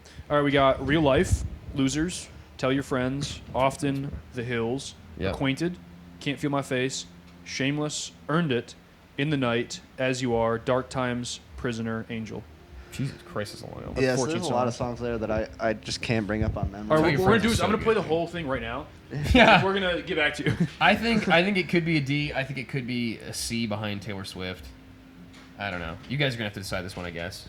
I have very low opinions about this. Like I said, I haven't heard the album in its entirety, but I haven't listened to it because it's not really my type of album. So for that reason, I would throw it like DF. But I don't want to weight my opinions heavily here. D is I think You fair. think D's fair? Yeah, I mean, in comparison to the rest of this list, we can always move stuff around at the end too once we get a better idea. Let's Okay. start in D. Blonde. S. S. Yeah, S tier. Okay. S, one of the greatest albums Unanimous. of all time. Blonde is very, very fucking good. Blonde is an easy S. Control. Okay. Control. SZA. I would say, honestly, I would put C behind Taylor Swift. Really, I would have said B. I like this album. I'm like in SOS I'm in more. the same boat with Weekend here. I haven't heard this album in its entirety, so I was originally thinking D. haven't Sounds heard like it C's a so split long. here. It's really good. I mean, there's some really good, like Prom. I is listened really to some of good. it. It sounded pretty good, but There's some really good songs this album, but I think SOS to me is a much stronger album. So like, I'm thinking about what she did in the future, and I actually prefer it. This was also a really important album though too. I think at the time because R&B wasn't that in a full swing. I think she kind of sort of brought female R&B a little bit back, not to like or at least this style Yeah. of female R&B back. Like It's a artsy little bit style. like gritty, yeah, a little bit grittier. I would put it. I think it's fair to put this like next to Taylor Swift personally. I don't know. Yeah, That's fine with me. I'm okay with Okay. that. I don't want to weight mine too heavily. So I just remember, as far as like being compared to SOS, this album's My more bad. concise. Yes. do you want to It's rank it above shorter. Taylor? I would put it behind Taylor Behind? personally, but Okay. I mean, no. Let's put it above. What do you think, Cramer? I would say put it above. Yeah, let's put it above. What's unanimous? Okay. All right. Can Our I talk girl. about SZA? You want- CRJ. Yeah, hold on. Huh? You want to talk about SZA? Yeah. What's tell me when SZA we were story. when we were single young bucks, Yes, yes. we were Wait, we were very big fans of well, okay, yeah, obviously it's a little bit but you know what I'm saying. We were quite fans of the looks of SZA. Yeah. I think she's a very good looking lady. She's And- got nice thighs, I guess. That's insane. I don't know. I mean, that's the only thing I can really see that she's showing. No, so. she's a. I don't know anything about she's a SZA, beautiful girl. so. Beautiful girl. Yeah. Yeah, Kramer was a big. And if fan. that was rude, I mean, I don't know anything I was about a big you. fan too, but Kramer was. You were really like this is a guy. She's a background on my phone for a while, Yeah, and that's She creepy to was? say. So but, she's got to go higher then. but Oh, she's. no, because the She album was was hitting the alright. background of the phone. That's like. It's up it's a there. creepy thing to do. Now, It in is. retrospect, It is. No, that's not too weird. I mean, I just whatever, love we the were, like, music 20. so much. Yeah, Oh, he was the art. She wasn't like your senpai or anything. No, Yeah, it's the no, art. no. It was the art. I probably no. All right. Yeah, I mean, we can always move her up later. I feel good right now, but she could go up to a B Yeah. at some point. Okay. Our Our girl CRJ. Yeah, she's my I'm thinking A. girl. I would say A. But I'm gonna keep it a buck with you Emotions. as like a diehard CRJ fan. Like I've listened to all of her shit like a lot. She doesn't really. Emotion is her best single album, but she doesn't really have any actual legitimately masterpiece like studio albums. Emotion is as close as it gets. But ironically, the B-sides album of Emotions, which is technically not a studio album, is better than Emotion. But I would put Emotion in either B or low A. I would put it definitely below Adele. So I would say B. If we're being real. What do you think, Kramer? I actually have never heard this album. I remember you being very into it, and I just remember thinking like that was probably when I was into like dark heavy stuff or whatever. Yeah, So I I think just so. I just wasn't into it, and I never listened to it. I bet you I'd probably like it now. I would put it Yeah. in B personally. And Okay. I would consider myself an expert. I on mean, I'm not definitely not an expert by any means. So. Put her in B. I think that's fair for her. You need a fucking larger trackpad on this, dude. It's I not feel my like fault, three bro. I didn't drags. design it. Fucking hell. All All right. right. This is what I was referring to earlier when I mentioned there were some albums in here that were alternative yet joyous. Sure. I think "Hurry Up We're Dreaming" is like to me, is the best example of this. Like "Hurry Up You're Dreaming" is like an alternative thing, but the amount of like joy and like bittersweetness in this album is like. This is like probably my third or second favorite album, and it was my top listened to album for many years. I fucking love this album. Yeah, it's beautiful. So I mean, me personally, I throw it in S tier. I think it's like almost the pinnacle of what alternative can be. So that's my take on it. Yeah, once again, not one that I'm like super familiar with. I remember I have tried to listen to. Is there a lot of like instrumentals in this album? Yeah. Okay. It's like a weird mix of like almost like classical instrumental with electronic. So think of like a mix between like Hans Zimmer and like Daft Punk maybe. It's Okay. like how I There's like could best there's a lot of describe ambient in it. the type of music in it. So yeah, and there's like a lot of different emotions through it too. Like there's sadness in this album. There's tons of joy. There's like bittersweetness. There's just a lot of emotion in this album. I'm a huge fan. I would love to put it in S tier, but obviously we can move it down if you guys are of that mind. Yeah, I'll abstain from this one personally, but one thing I did want to say is a couple weeks ago, one of my topics was going to be new wave, and I realized, because I was going to say that it was an insular genre, but I realized that M83's, what's the one? What's that song? Midnight City. Midnight City, yeah. And MGMT's. Electric Feel. Yeah. No, their most Kids? recent one. Oh, sorry. The one that's on TikTok all the time. I listen to this song all the time. I can't believe I'm blanking. Fuck, I know what you're talking Little about. Dark Age. Yeah. Oh, Little Dark Age. Yeah. Those are like That's an older two one. of like the best new wave songs. So I was like, fuck, I can't say this is insular. Yeah. So Yeah. that's all I have to say Yeah. about the sound. Little Oh, Dark Age yeah. did blow up. I think that was from 2011 actually. No, it's not that old. It was pretty old. I remember being shocked when I looked it up. It released when I was in college because I listened to it when it came out. It was older. I'm pretty sure. I'm gonna look it up. I gotta look it Yeah, up. look it up. I remember looking it up one time and I was like I shocked think how it was old like it was. 2020, 2019. I was in college. See, Little Maybe Dark- actually maybe 2018. I think I was at Kelvin. It's like the best new wave It's song so in my good. opinion. That album It's is very good. And that album was, by the way, people don't talk about this. That album. Yeah, it was 2018. Early panned when it 2018. came out. Early Yeah. It was 2018. panned when February. it came out. People Yeah. did not like that album when it came out because they thought it was too fucking weird. That album is so MGMT good. is phenomenal. Carson and I listened to that shit a fuck ton in the dorms, dude. Yeah, we love that So album. I guess what do you think about Hurry Up or Dream M83? I'm okay with putting it in S. You are okay? I think it's an Okay. incredible. I think it's a perfect album. I don't think there's anything wrong with it. Yeah, It's just a wonderful album. it's. I mean, for me, me personally, I put it above Blonde, but I mean, I can understand that Blonde's got a much larger impact than M83 has. To me, the order of S does not matter. Yeah, personally, okay. for this. For something like Yeah. this, it's like these are all pinnacles. Yeah, It's hard to compare them. I've listened to Hurry Up We're Dreaming so many times, it's like become like almost numb, which That's is very how sad. Blonde is for Yeah. me. Cramer probably, yeah. So it's like me, I had to go to like Yeah. other M83 albums to sort of get that Yeah, I that know feel, what you know what I fix, mean? Yeah. So yeah. okay, cool. Loud, Rihanna. I fucking- Can you pull up the track list Bro, for this, this too? fucking we got S&M, I know that. This set list and this is insane. Yeah, she's a crazy. This is like when you think Rihanna, these are where her songs came from. Is this album here? Loud, Rihanna. Here we go. Album Rihanna. Fuck, it just disappeared on me. I typed a space in. There we go. All right. S&M. What's My Name? Cheers. Fading. Only Girl. California King Bed. Man Down. Raining Men. Complicated. Skin. Love the Way You Lie. That's so insane. Like That's there's on like her 4 album? absolute bangers. in And there. 90% of those were on. Like, And all of them hits. are goated. Yeah, like 90% of that. I think the lowest stream count she had in this was like 400 million Fucking hell. in songs, which is like insane. This album is fucking goated. I'm Jesus. saying this is an easy S. I can't put it in S though, dude. You cannot. This is like Rihanna, bro. This is like the de facto 2010s album. I know, but it's Like just, this I is like can't- when I think of like for us like middle school like parties and shit like Rihanna, bro.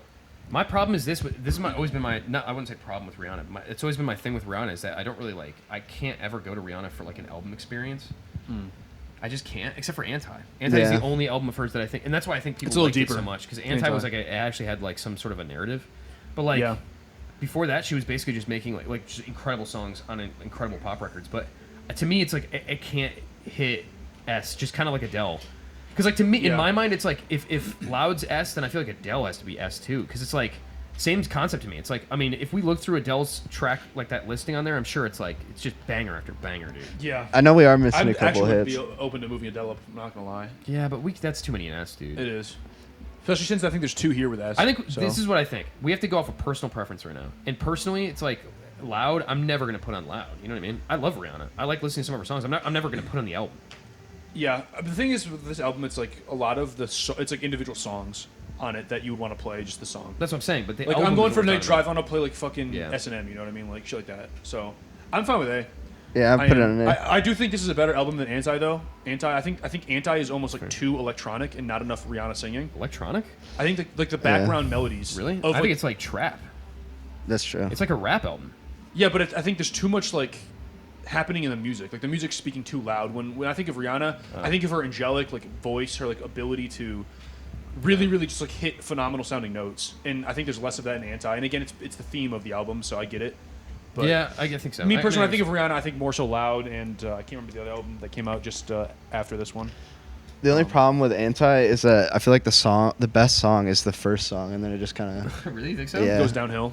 What's the first song on that album? Consideration with Oh, SZA. yeah. There was think very that's the much best liked. song? It was very much liked. I know Really? that. I wouldn't say big it's hitters my on that favorite song on that album, but I think "Needed Me" is probably my favorite song.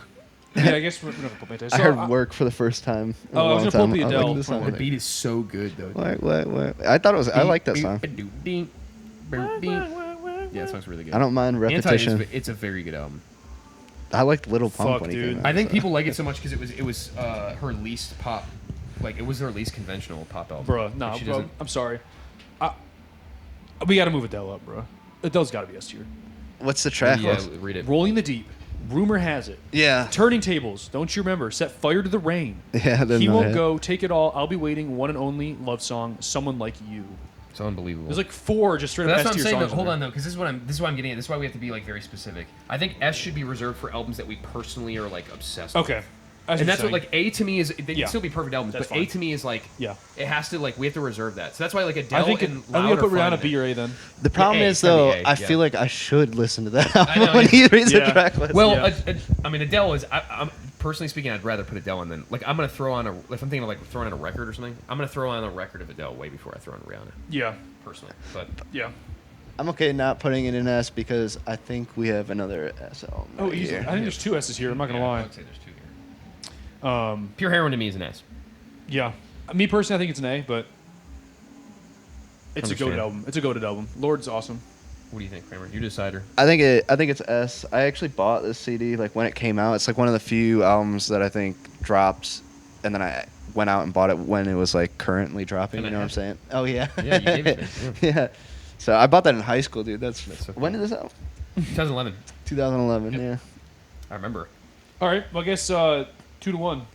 That album We'll gladly put it in is S. so good for so many reasons. I genuinely think It's that very like good. of the albums on this list, Pure Heroin was the most impactful, stylized wise, Mm-hmm. like production style wise, which is something that I think like you can't like put into metrics just looking at a track. You know what I mean? Like it's like one of those things where it's like, dude, I remember listening to that album and thinking like nothing sounded like it, Yeah. and maybe I'm sure shit did, but nothing to me Oh, sounded like it. I thought Unbelievable. what I thought she did. Everybody Wants to Rule the World was I realized it was just a cover, Oh yeah, a single. I mean, yeah. but also that was cover.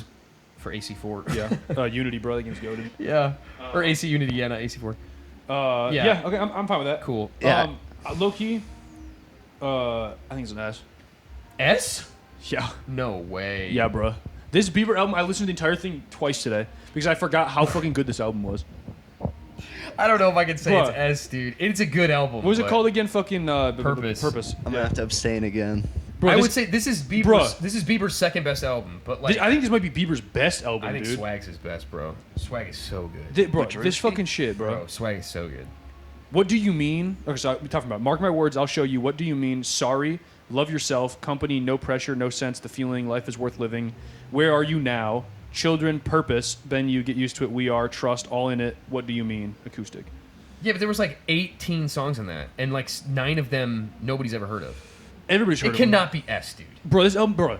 There's 5 really The good sorry, songs. bro. on it. The fucking whole sorry shit just resurfaced with that one guy forgetting the lyrics on the show back in talent show, 2014. yeah, that yeah. shit was so funny. That shit is awesome. No, No, this album is good, but I don't think it can be S, dude. I think it's All right. a worse album. Look, you can track override me listing- all you want, bro. This album's goaded. I think it's B.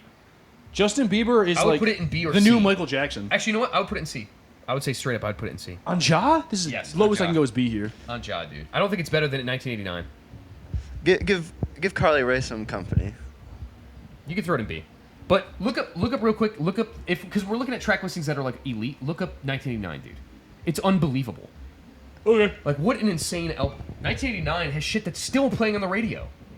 So does fucking Justin. This is his album, bro. One song. Sorry and What Do You Mean are both played heavily on the radio. Actually, I don't even hear those, but I do hear Love Yourself. Every once in a while, I hear Love Yourself. Yeah. It's funny. All right, Welcome to New York, Blank Space, Style, Out of the Woods, All You Had to Do Was Stay, Shake It Off, I Wish You Would, Bad Blood, Wildest Dreams, How You Get the Girl, This Love, I Know Places, Clean, Wonderland, You Are in Love, New Romantics, Slut, Say Don't Go. She has a song called Slut? Now That We Don't Talk. You're on the deluxe edition. I'm on the Taylor's version, I apologize. Yeah, you're fucked. You're on like the I deluxe clicked on the wrong edition. one, that's my bad. That was going to say that was way too many songs. Wildest Dreams, How I Get the Girl, This Love, I Know Places, Clean. Yeah. Bad Blood is probably my favorite song by her. I will say Really? that. Yo. Or what's Blank it? Space 22 is so is good. pretty good too. Shake It Off is good. 22. Bad Blood's good. Wildest Dreams is good. Blank Space I mean, is my great, favorite Taylor honestly. Swift song, like by far. Yeah, I see Style your is point. my second favorite. All right, Taylor I'm gonna tell you Swift what. song. We're moving Taylor up. No, dude. I think Taylor Swift can. Sure. She Wait, can be well, next to it's Carly. hard because all these albums are kind of gas. To me, Carly Rae Jepsen is better than 1989. Okay. And to me, Justin I'll tell you Bieber what. is about at the same level as like that SZA album and the Taylor Swift record. Is that But okay? I'm okay with Is that that. acceptable? I'm okay with that. Okay. That's fine with me. Drake. Me, bro. S. S, really? I think What was Take his Care's true- what was his S, true love? bro. What was his true It's love? Take Care. Take dude. Care. I think Take Care's S, bro. I can't lie. I have no opinions about this, so it's an F. You got. Bro, I don't know, dude. Take Care to me is a fuck. That's like Bro, the it's Drake. album, bro. I love Drake. You're talking to He two Drake lost. lovers. He Yeah. lost Kendrick, bro. He didn't. Yeah, he won the war. Yeah, he won the war. Maybe. I don't know. Kendrick could drop tomorrow and win the war again. Yeah. He was But, he's a pedo. I He don't. was like a pedo for a couple I years think that's there. bullshit. For a couple of years. For a couple years, he dabbled. No, I think that's bullshit. Honestly. Okay, sorry to keep on asking you to do this, Evan, but can you bring up the track list for that album? For what? Take Care. Yeah. Take Care does have some bloat in it, I guess you could say, but I would. It's bloated I wouldn't for classify sure. it as bloat. So you got Marvin's Room. Oh my god. Is John Lennon that song on here? John? Yeah. Oh no, that's a fucking Lil Wayne I was song. gonna say I don't even. All know right. to be honest. Oops. All right. The Over My Ride. Dead Body. Starts with the ride. I think. Shot Oh, for yeah, Me. Over My Dead. Headlines. Crew Love. Take Care. Marvin's Room. Headlines is a good Buried song. Alive Interlude. Underground Kings. Will Be Fine. Make Me Proud. Lord Knows.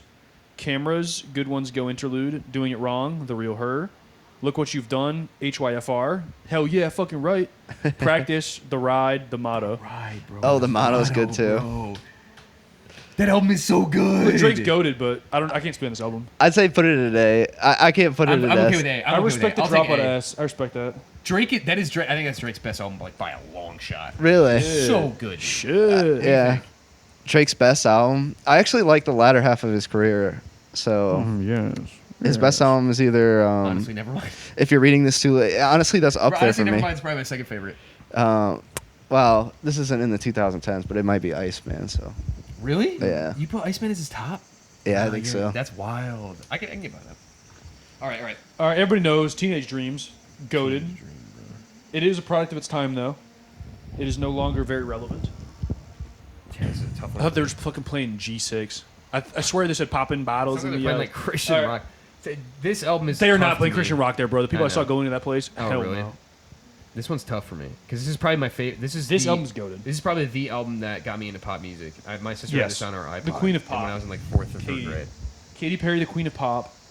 Was Juicy J Or fifth sponsored in grade, this one? sixth Was he grade. featured in this one? No. It's Dark Horse. Oh. Okay. That was Dark Horse only. Dark. No, that's on Phantasm or some shit. Okay, that actually makes this album better. It is, yeah. I heard that on the radio today. That song sucks. I know. I was like, I was talking to Crystal. I was like, dude, how the fuck did Juicy J get a Teenage feature? Dreams. It wasn't like he was like popular at the time. Like the most random Bro, yeah, there's fucking like guy.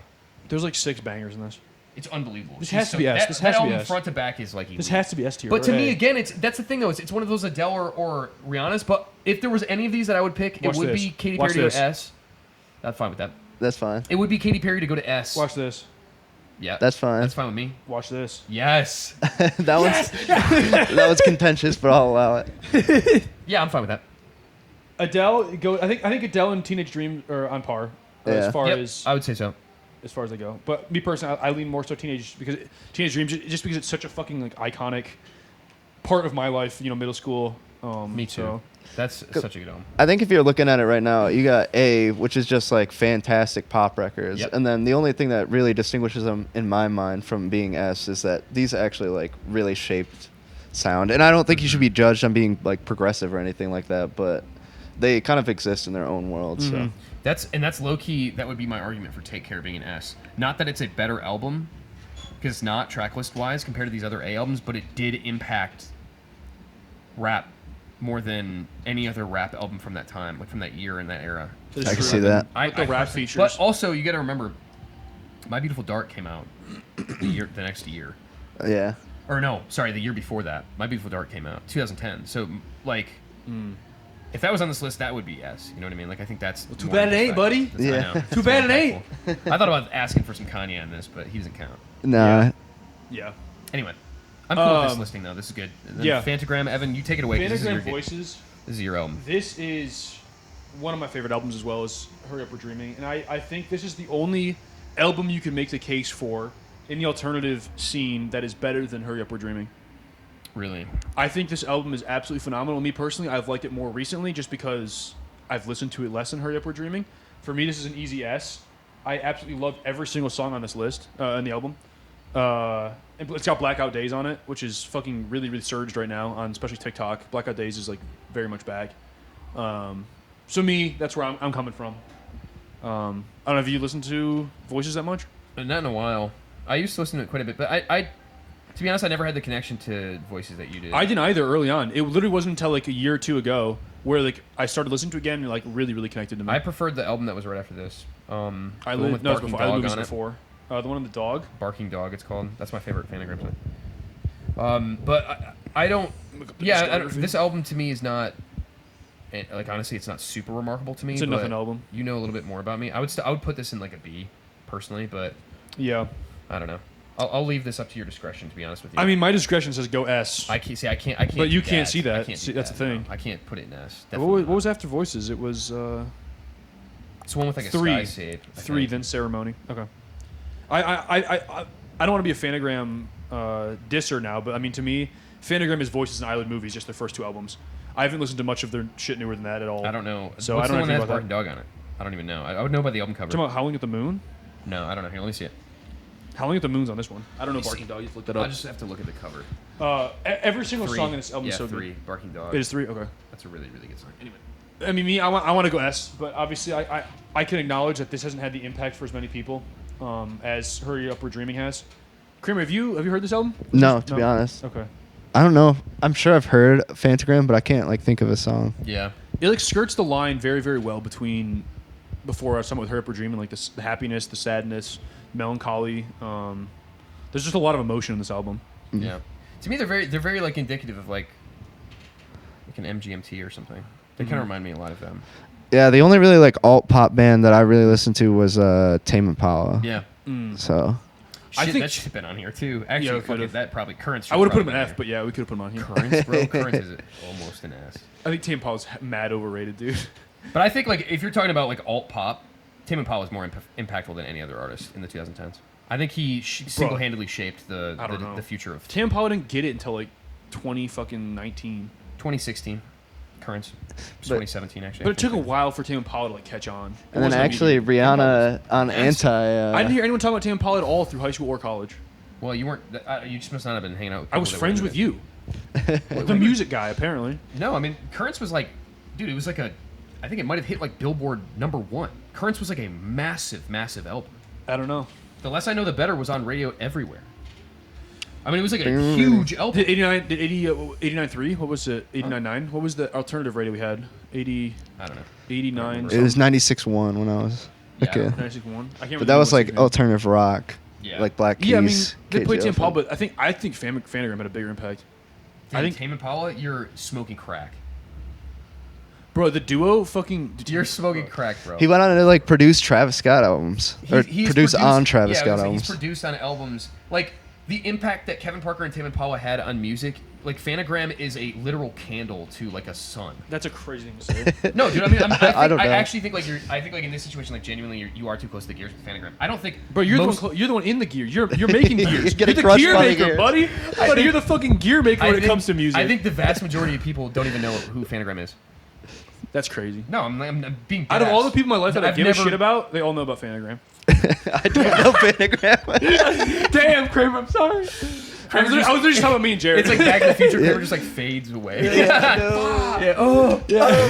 No, I actually do think that though. I think most people. No, Tame Impala for sure had had a bigger impact than Fanagram. I genuinely don't. But think Fanagram outside just sounds better. They're cooler. Outside the of our group, circle, people do not talk about Fanagram that much. They really don't. You've been hanging around with too many furries, buddy. No, I'm serious. So they actually don't. Like Tame Impala has like, dude, Tame Impala had a #1 song this year. So did fucking Voices. Yeah, Fanagram, bro. Yeah, in Blackout Days. It's Blackout the Days. worst song. I despise Bro, it. Blackout Days literally trumped them. Blackout Days came back. It's having a TikTok moment. That's all that is a matters totally these days, different brother. thing. No, That's all that matters these days, little buddy. It is not, dude. I'm telling you. Look, like, Tame Impala has had a better impact.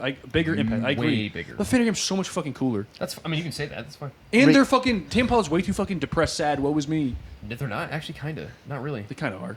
He would A do little like a bit. dance album now. He's like happy. But Rihanna on Anti like literally just copied and pasted the beat and then just sang over what's it, New Mistakes or Oh, Tame Impala's. Yeah. Mixed Same beat. Old I mean, that's pretty Mistakes. cool. I think. Yeah. That is cool that he's like mixing music for other artists. I mean, dude, have you ever listened to Currents like front to back? No, It's unbelievable. It's like the modern Dark Side of the Moon. that's It's just- retarded. No, it's not retarded. Actually, It is a I'm really like, good album. That's not even like. That's probably one of the least. Dark Side of the original- Moon, bro. That's You picked legitimately probably one of- the greatest album of all time. That's no. That's not even the greatest album by that band. I mean In terms of recognition, that's probably the greatest album of all time. But here's the deal. That was not an original thought at all. People, that is like a comparison that has been brought up like dozens and Yeah, dozens by of times. fucking mental retards. By people who that cannot be identified. are, yeah. we Name can't one, quantify that. bruh. Anthony Fantano. That's a fucking retard. He's I feel probably like the he should smartest on the person. album. He's intelligent, but that makes him retarded. No, he might Because have said that. he I'm got just too kidding. close to the gears. He's literally fingering through the gears in the fucking album. No, Anthony Fantano is actually like legitimately. He's still insanely respect smart, his but like opinion more he's than also anyone. like I think he's too a close. retard, but He's a retard. Yeah, but his I opinion respect is, his opinion, but I think he's a retard. Ex- I I'm in don't the like same the exact guy. boat. His I opinion like is the so guy. good. I like Anthony He Fantano. has I a respect good him. opinion. He teaches. He's taught me so much shit about music, and I admire and respect that. But But I know you were a Fantano head. I've watched lots of Fantano I did not a know couple that. years ago. But he's still retarded. Yeah, I mean, I don't. But it doesn't matter. I'm talking about him as a critic. But beside Okay. the point, because I don't even think he said that. But Currents is genuinely like, if we're talking about alternative pop, I'll take and Current alternative, Joys like, over Tame rock Impala, pop, dude. bro, it's unbelievably like critically acclaimed. It is one of, if you look on like any, Hold up.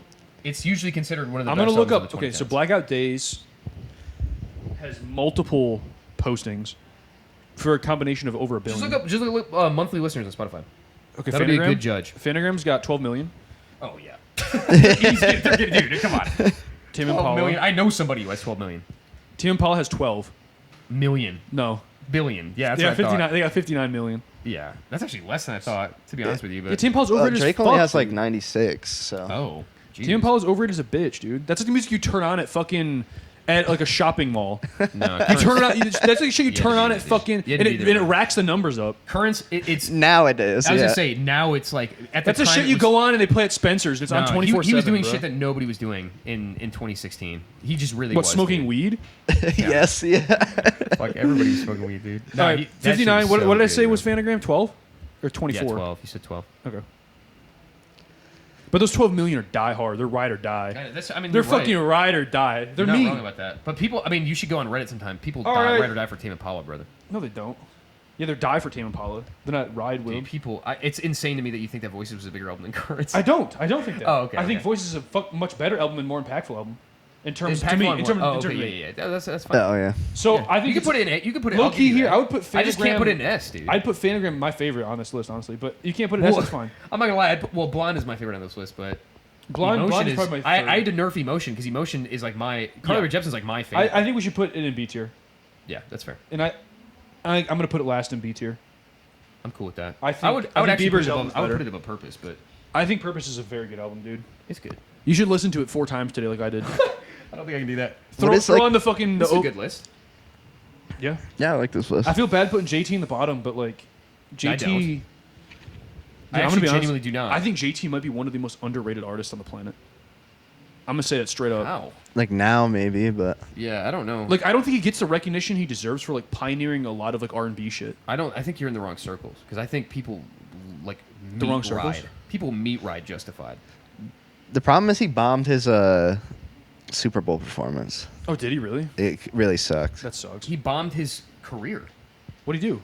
He just started Made releasing bad bad music. music. Yeah. Oh, that's his last like 8 albums have been bad. Yeah, well, Justin Timberlake he's from a different era, but But like, I'm telling you, dude, like people like Justified is well known as like one of the goated like 2000s pop albums. So, like, Justified for sure. Justified and Sexy Future Back. Sex. Like people love, Yeah. or Future like sex sounds. That people love that fucking album.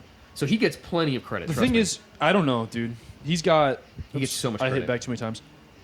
He has 57 million monthly listeners, so it's just under Tim That's Impala. insane.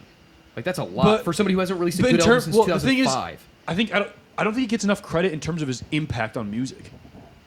Well, Like I think he did so much shit for like R&B, like it's crazy. yes and no. I think a lot of it was his production. I think Timbaland actually was the guy who really. Timbaland and Pharrell are basically the people who built his career. Like if we're keeping it. I thought Pharrell was same time as him, not before him. Pharrell was before him. Oh. As Pharrell a was both. producer. He worked for the Neptunes Yeah, the Neptunes. before. Then Pharrell got famous as a producer way before he was a musician, or before he was like an artist. Yeah, that's true. The thing I think it's crazy though. It's like Justin Timberlake was like trying to pick up Justin Bieber as like a protege, and Usher got him instead. What? So originally Is that when real? yes, so originally Justin How? Bieber after he like got his the Epstein guy, his Epstein producer started selling the idea of him and like Scooter sharing Braun? him. Wait, who are you talking about? Justin Bieber's Yeah. manager, Scooter Braun. something Epstein. It was something Epstein. His manager for a long time has been Scooter. Oh Braun. wait, no, I'm sorry. I'm thinking of a different story. I'm sorry. I was It gonna is say, I was Scooter like, Braun. what are You're you right. I'm talking sorry. about? You're completely right. It is Scooter Braun. Epstein was some other thing I was looking up. It's the Beatles. So yeah, Beatles. Yeah, Epstein was Beatles. Yes. Scooter Braun was like trying to get him in the door with like a bunch of like mainstream people, and so Okay, the top yeah. two people that were vying for him or fighting to bring him on as like their protege was Usher and Justin Timberlake. So it's like we could have had a fucking Justin lineup, which I don't would think it have would have been as good. I don't think it would have been good either. I don't think we like lost out on anything, but that shit is like fucking cool to think about. I It do is think cool. he'd be better protege for Justin Bieber than Usher was, was, yeah. But Yeah. the thing about Justin Bieber that's so enigmatic is that he's like a true wigga, and I don't think he would have Now had he that with is. JT. Now he is, yeah. No, he's always been that way. Not when he was like raised in like a fucking Christian small. Yeah, I'm talking about when he got fucking- famous. Like he was raised in the music industry as a wigga, which is like, Yeah. I mean, he pioneered. He was wearing tucked. Dude, I mean, the shit that he was wearing in 2012, Beauty and the Beat era, is crazy. We crafted this wigga. We molded this wigga. I mean, truly, I like, think Justin Timberlake's more of a wigga, dude. well, Justin Timberlake is a wigga, but He's Usher's the actually wigga. a black guy. So, like, you know, like you. He's that one wigga in No, 10,000. but what I'm saying is like wiggas, like the wigga thing is not like it's not like something you pass down through generations. Like it gets further and further from the source material. You get what I'm saying? Like the further away from black people you get, it's the like more wigga you become. the less wigga you become. Oh. Because you're not actually acclimated to the culture. It's a copy of a copy of a copy, dude. And then it's like that's why he needed Usher because he needed like an actual black guy. Can you imagine though? Like I'm just thinking, like, because Ludacris early co-signed Justin Bieber. Yeah. Can you imagine if Baby flopped? How embarrassing that would be for Damn. Ludacris. Because Yeah. now he can say like, That would because have been tragic. he destroyed his hip hop cred with that song. He Yeah, still did that. 100%, yeah. But at least he's making money from it. Yeah, Yeah. true. It would have been really bad if it was like a. That would be really embarrassing. It was just some mid-ass song. It was just like barely on the radio. And then you just hopped on And he this destroyed his 12-year-old career. white boy. It's When like, I was 13, I had my first First love. love. That song's so good. Anyway, yeah, I mean, Justin Timberlake's the new Bieber's MJ. Or Justin Bieber, not Timberlake. I was Justin, gonna say. Justin Bieber's the new MJ. cool. Michael Jackson, or like Michael Jordan. Michael Jackson. Oh, okay. Yeah, I don't know if he's That's, good at Justin basketball. Bieber's the closest we can get to Michael Jackson. I think. You think so? I think Chris Brown. Kanye No. West. Chris Brown doesn't spend any time around kids. Does Justin Bieber? What the fuck? I Yeah. hope not. God. Yeah. Realistically, though, like a lot of people say, like I'm the new MJ and like raps and shit like that, and it's like no one's even close Yeah, to nobody- being yeah, that no, big. yeah. MJ's Drake is else. technically. I mean, I wouldn't see Drake's not even the closest either. But it's like one of those things where it's like, It might be like Taylor Swift. yeah, honestly, it's probably more It's accurate. Fanagram, dude. You're right, dude. Yeah. Which one's Fana and which one's Graham? That's my question. Actually, now that you bring that up, I think it's Tame Impala. Yeah. Shit. Hell no. Nah, bro, I'm telling you, I need to drive back home tonight, put on Voices, night driving back home. You'll have a good time. I'm not saying it's a bad album, dude. It's so fucking good. I think it's a good album too. And as a matter of fact, I'm going to do that, and I'm going to start crying. Yeah. For some background I'm thinking information. they just don't know. He's got a 10-minute drive, by the way. That's Sorry, funny. Graham. They just don't know. Yeah. I saw Tame Impala on the Currents tour. That's so cool. That was awesome. Just like one funny anecdote, like I showed up to my buddy's house because we both had just graduated high school, and we were like gonna drive down to Chicago. And I showed up, and we were like, okay, so whose car are we gonna take? And he's like, well, my car's broken down. And I was like, well, my car has like a death rattle, dude. So we ended up taking my car down to Chicago, and it just death rattled the whole Fuck time. that. But like, I just remember thinking like, now like as an adult, you make like these long, extensive plans, but we just didn't even think about that shit. We were just like, oh yeah, we're gonna get there somehow. That's the best part about being a kid, dude. You just like don't plan You anything. don't give a shit. You just take a train to Rehoboth. Yo. All right, guys, we are at over 2 hours now. So let's. Oh, hell no. Any final thoughts? Any last minute stuff you guys want to add to this? Justin Timberlake's the GOAT. I don't know about that, but what he did to his career towards the end, dude, is just not. I don't know anything about that. It's just not good. I just pretend it doesn't exist. It's really bad. Yeah. He had like 2 or 3 really good albums. Okay, what do you guys think about NSYNC? Which one is Any that? opinions? I It's don't Justin even Timberlake's boy band. I know, but like which one? I don't remember the songs. I was Bye Bye confusing Bye with is their big one. Backstreet. No, I don't care. I think Backstreet Boys are better. I just think it's wild that like fuckers in Afghanistan were like playing fucking that type of shit, and the Justin Timberlake music while they're just like fucking lobbing rockets at people. You think they were listening to that? Oh yeah, dude. People in Afghanistan war were for sure just playing Justin Timberlake a shitload. Yeah, but you think they were listening to NSYNC? That was like 95. They're saying NSYNC. bye bye bye, bro, as they fucking pushed a button. Yeah, maybe it's a joke. I don't know. I think like they were probably listening to like metalcore and shit. There was so much metalcore in the 2000s that was popular. Yeah, That's probably. the thing, bro. Killswitch It's like Engage and shit. they're so masculine. They're so masculine in what they're doing that they have to listen to something like Tom or Femboy Sometimes. to like make up for it, and Sometimes, like be naked in the shower with your boys, kind of thing. You know, we've all been there. Oh wait, you guys didn't have an all-man dorm, did you? No, we did. Well, I did. I was in an old male. Shit, I was. We got. We didn't naked do in the that, though. showers. We didn't do had that.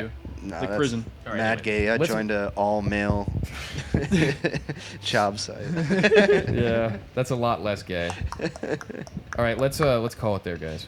I'm Alrighty, tired. that was a good one.